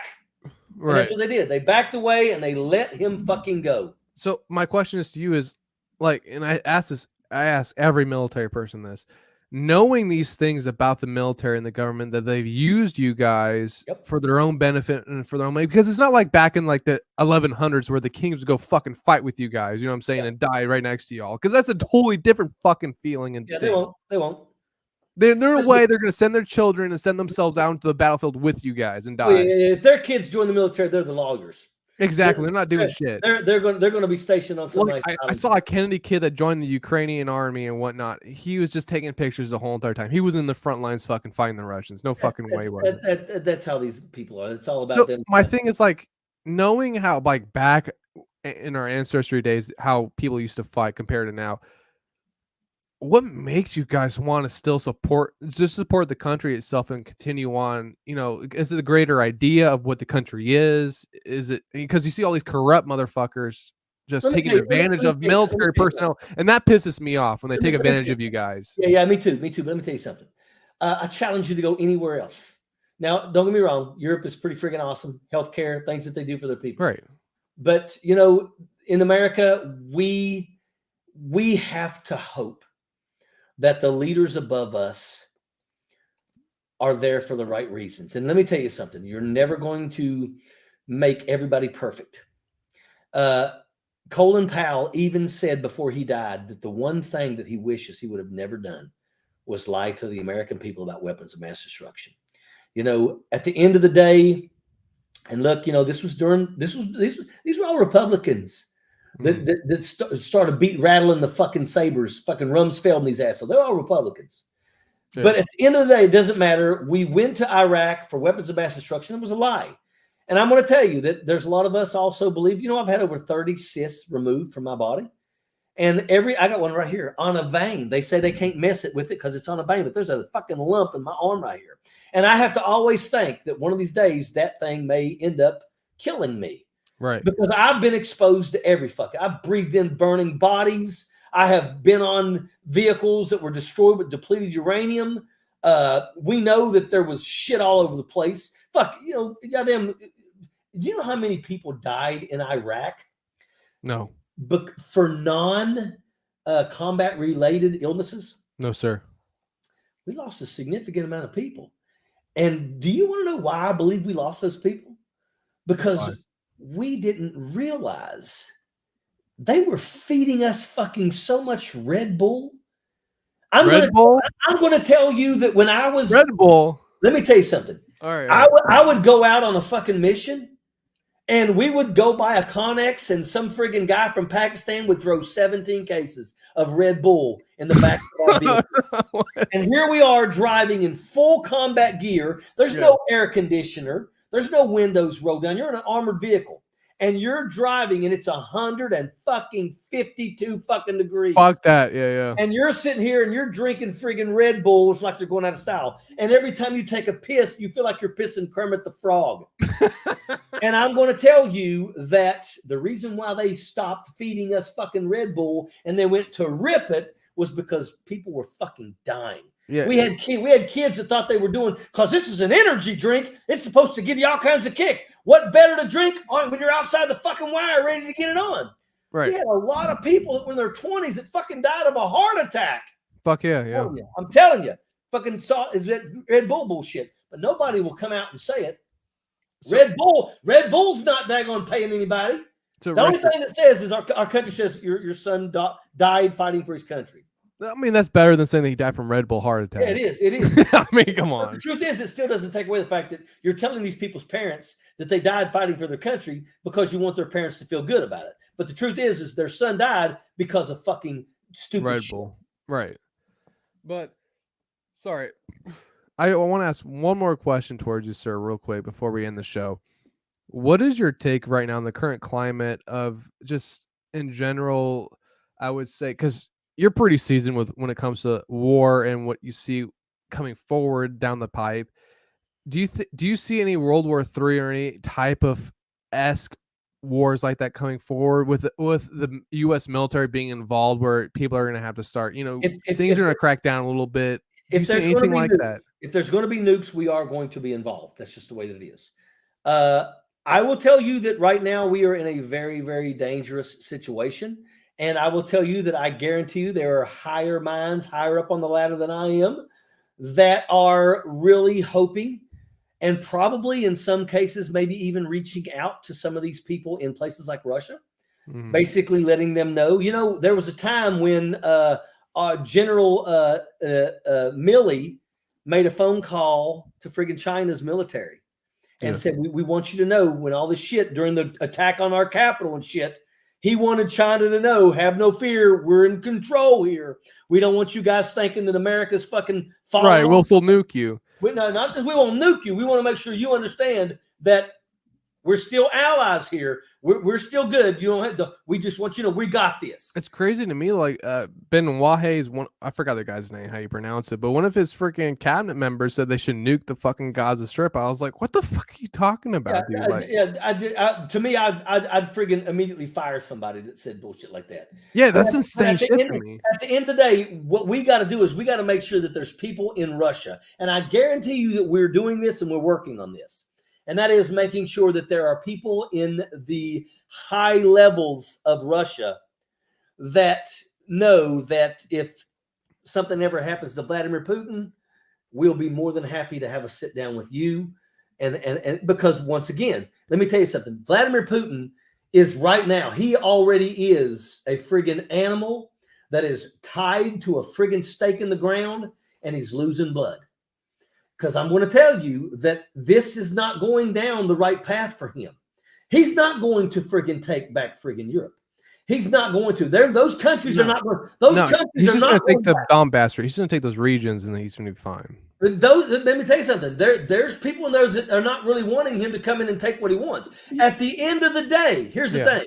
At the end of the day, if Vladimir Putin, and I believe this ends with him being drugged through the fucking streets like Benito Mussolini. But but he knows this. He knows this. And that's why right now that Navalny died. He knows, because he knows that the moment that he is no longer in power, he's going to be held accountable. And they'll fucking hang him his ass. And they're going to hang him and drag him through the fucking streets. So right now, that's the thing. Right now, he's a dangerous animal. He's an animal that if he believes that he's going to lose it all tomorrow, he's going to fight. Then why would he not friggin' launch nukes? But that's why it's important for us to do everything in our power to get into the ears of some of these people that says, look, fucking, if he's done, have no fear. As long as you're okay, we can work deals. Because let me tell you something. I can guarantee you that we would be in a much better place if Russia actually got to a point where they wanted to do things for their people. Dictatorships don't do shit for their people. They give their people the bare. I don't agree with that. Yugoslavia did a great amount of things for their people when Tito was in power. He did give a lot to his people. So I do disagree with that, sir. Well, no. You may disagree with that one situation. Yes, that's very modern. That's very modern. That's that ain't Vladimir Putin. I know, but yes, but Tito did do a lot for his people, and it's been proven time and time again. When I've talked to a lot of Serbians, I've talked to a lot of Croatians when they were under Yugoslavian control. Tito did care a lot about the people. He did support them. He did get good social constructs of Medicare and other things like that, and he did help a lot with jobs. Until he died, then the fucking country fell apart. But before that, he did help. I mean, I mean, everybody that's a leader usually has good and bad things about it. It's like a king, you know what I mean? Like, it doesn't matter if you're a dictator or a king or a president. Like, if you're a good leader, you're going to help your fucking country if you care about it. I don't care if you're a dictator or not. Exactly. If you care about it, you will fucking help it out. Exactly. And I will tell you that Vladimir Putin wants to care for his people. Vladimir Putin wants to elevate Russia back to a time when they had everything. Yeah, that's like hundreds of years ago. That shit don't happen no more. Maybe so, but in his mind, that's his vision. His vision is you know what? We're going to get back to the time when we controlled all this land and all those resources. Right. Went to. There's a reason why Vladimir Putin is one of the richest men on the face of the earth. Right. This guy has like 30 friggin' palaces that have been built for him. He is filthy, filthy rich. People in Russia don't enjoy lives like that. No. People in Russia fucking struggle. There's a reason why Russia has such a horrible alcohol problem. Because why? Because why not? Your life fucking sucks. If you drink alcohol, it takes that away for an hour or two. And that's one of the reasons why Russia has it so fucking bad.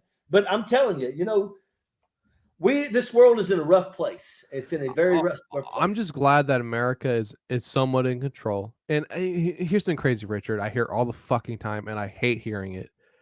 They're like, America's falling apart. America's like Rome. It's in its final stages of falling apart. No, the fuck it's not. Greatest country on earth. It is the greatest fucking country on earth. It is, I would say, is implementing itself into other situations where it needs to be.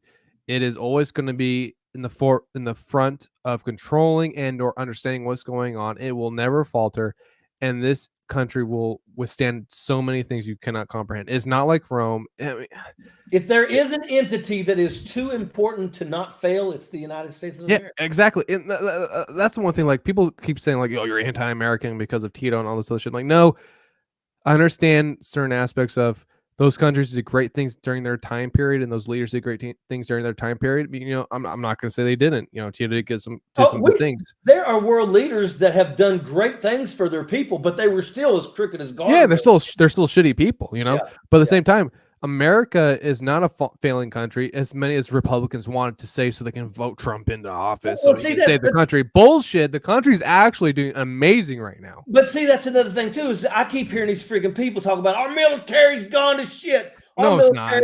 No, I know people in the military right now. It's not falling apart. Yeah. I work with the military. Lethal. It's not falling apart, dog. Yeah, and it really sucks when I hear people that don't know what the fuck they're talking about trying to throw stones at the military. Our military, everything has changed. I mean, we're making more money right now. Yeah. When I was a private, our basic training, our physical fitness exam, it was 2 minutes of push-ups, it was 2 minutes of sit-ups, and it was a 2-mile run. And we now know that the push-ups aren't really that great for you. We know that the sit-ups absolutely fuck your lower back up, and a 2-mile run is still okay. But what we've done is we've changed everything up. And you got people saying that's a bunch of bullshit. They can't hack the old PT. No, they just decided to make PT something that's actually more realistic. A physical fitness exam today is not 2 miles of sit up or 2-mile run, 2 minutes of sit ups, 2 minutes of push ups. You got to do like 10 friggin' pull ups. You've got to carry a 200-pound fucking dummy so many freaking meters. You've got to drag a 100-pound weight all the way back to this line. You've got to jump over these things and do all kinds of shit. And the reason why it's like that is because it simulates things about combat. You're going to be carrying heavy pieces of equipment. So that's one of the reasons why we always tell everybody, usually one of the qualifications of anything in the military, it usually ends with at least a 3-mile ruck march with carrying a significant amount of weight, and you've got to cross a line at the 3-hour mark or you don't graduate. Right. And let me tell you something. It's a shitty place to be when you walk across the line and you're done and you got a friend that friggin' basically the time runs out and he's friggin' 50 feet away from the finish line. Done. Sucks. But hey, we have those standards. No, it's insane to me. Like, because that's like on a more personal, like, military, like soldier level, but like what we're doing is we're working on the hubs of where nuclear arsenal are deployed and whatnot, and we're updating that right now. And my thing is just like, you don't understand as a civilian and as an individual what the fuck actually is going on. You know what I'm saying? Like the military personnel is being updated. There's certain things going on.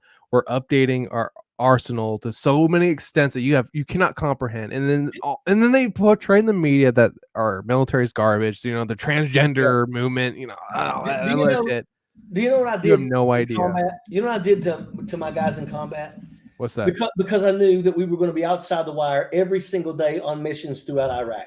Yeah. Before I went to freaking combat, I took like 22 troops and I paid with my government money.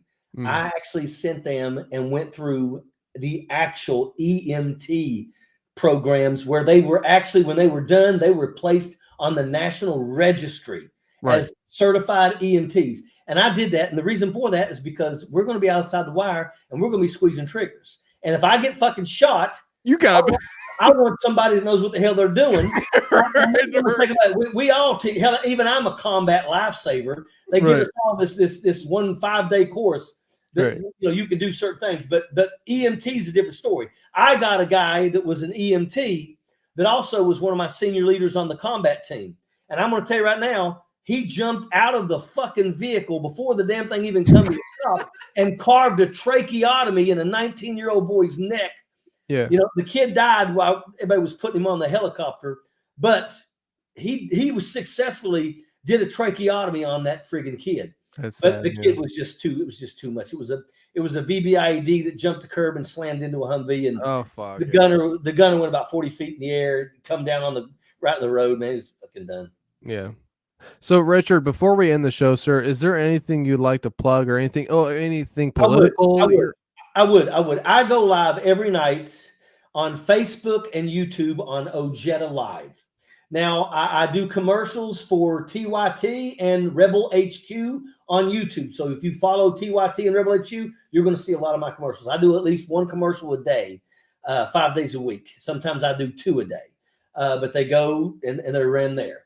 I also am the founder of a thing called turnleftpack.org. And like right now, our guy is the one that's leading everybody and is probably going to beat Lauren Boebert and flip that seat from 4th Colorado District from red to blue. His name is Ike McCorkle. He is a Marine captain, Purple Heart recipient. He's a combat vet now. And if you can go there, we also have some really nice merchandise. I actually own the trademark to the word jackaloon, and we got some really nice. I like that. We got some really nice jackaloon clothes with Donald Trump and Lauren Boebert. We got us a Cancun cruise. So yeah, go check out turnleftpack.org and get you some merch. Well, Richard, it was an honor, sir. Honestly, it was an honor to have you on. You showed a lot of integrity, a lot of grit, a lot of stoicism. Honestly, man, it was a blessing to meet you, sir. Thank you so much for coming on. Most people that take the time to get to meet me, if you don't take the time to get to meet me, you think I'm this guy that likes to rage on people and I just get on social media and friggin' call people fucking assholes. Right. But the truth is that I love conversations with people. I love to sit and listen to your questions. I love to answer your questions as honestly as I possibly can. Yeah. And at the end of the day, the way I look at this is another capability. Thank you very much. You're a fucking military man, bro. That's how that shit rolls. You know what I'm saying? You're a straightforward military guy. I don't know how people can't handle that. I don't know how many people are going to watch this, but you know what? If one person watches this and says, you know what, I'm going to start watching Ojeda's lives every night that I do at 8:30 Eastern Standard Time, then it's a success. And I appreciate you. And I thank you for allowing me that opportunity. Yes, sir. You have a good rest of your day, sir. Everyone, ooh. Yes, sir.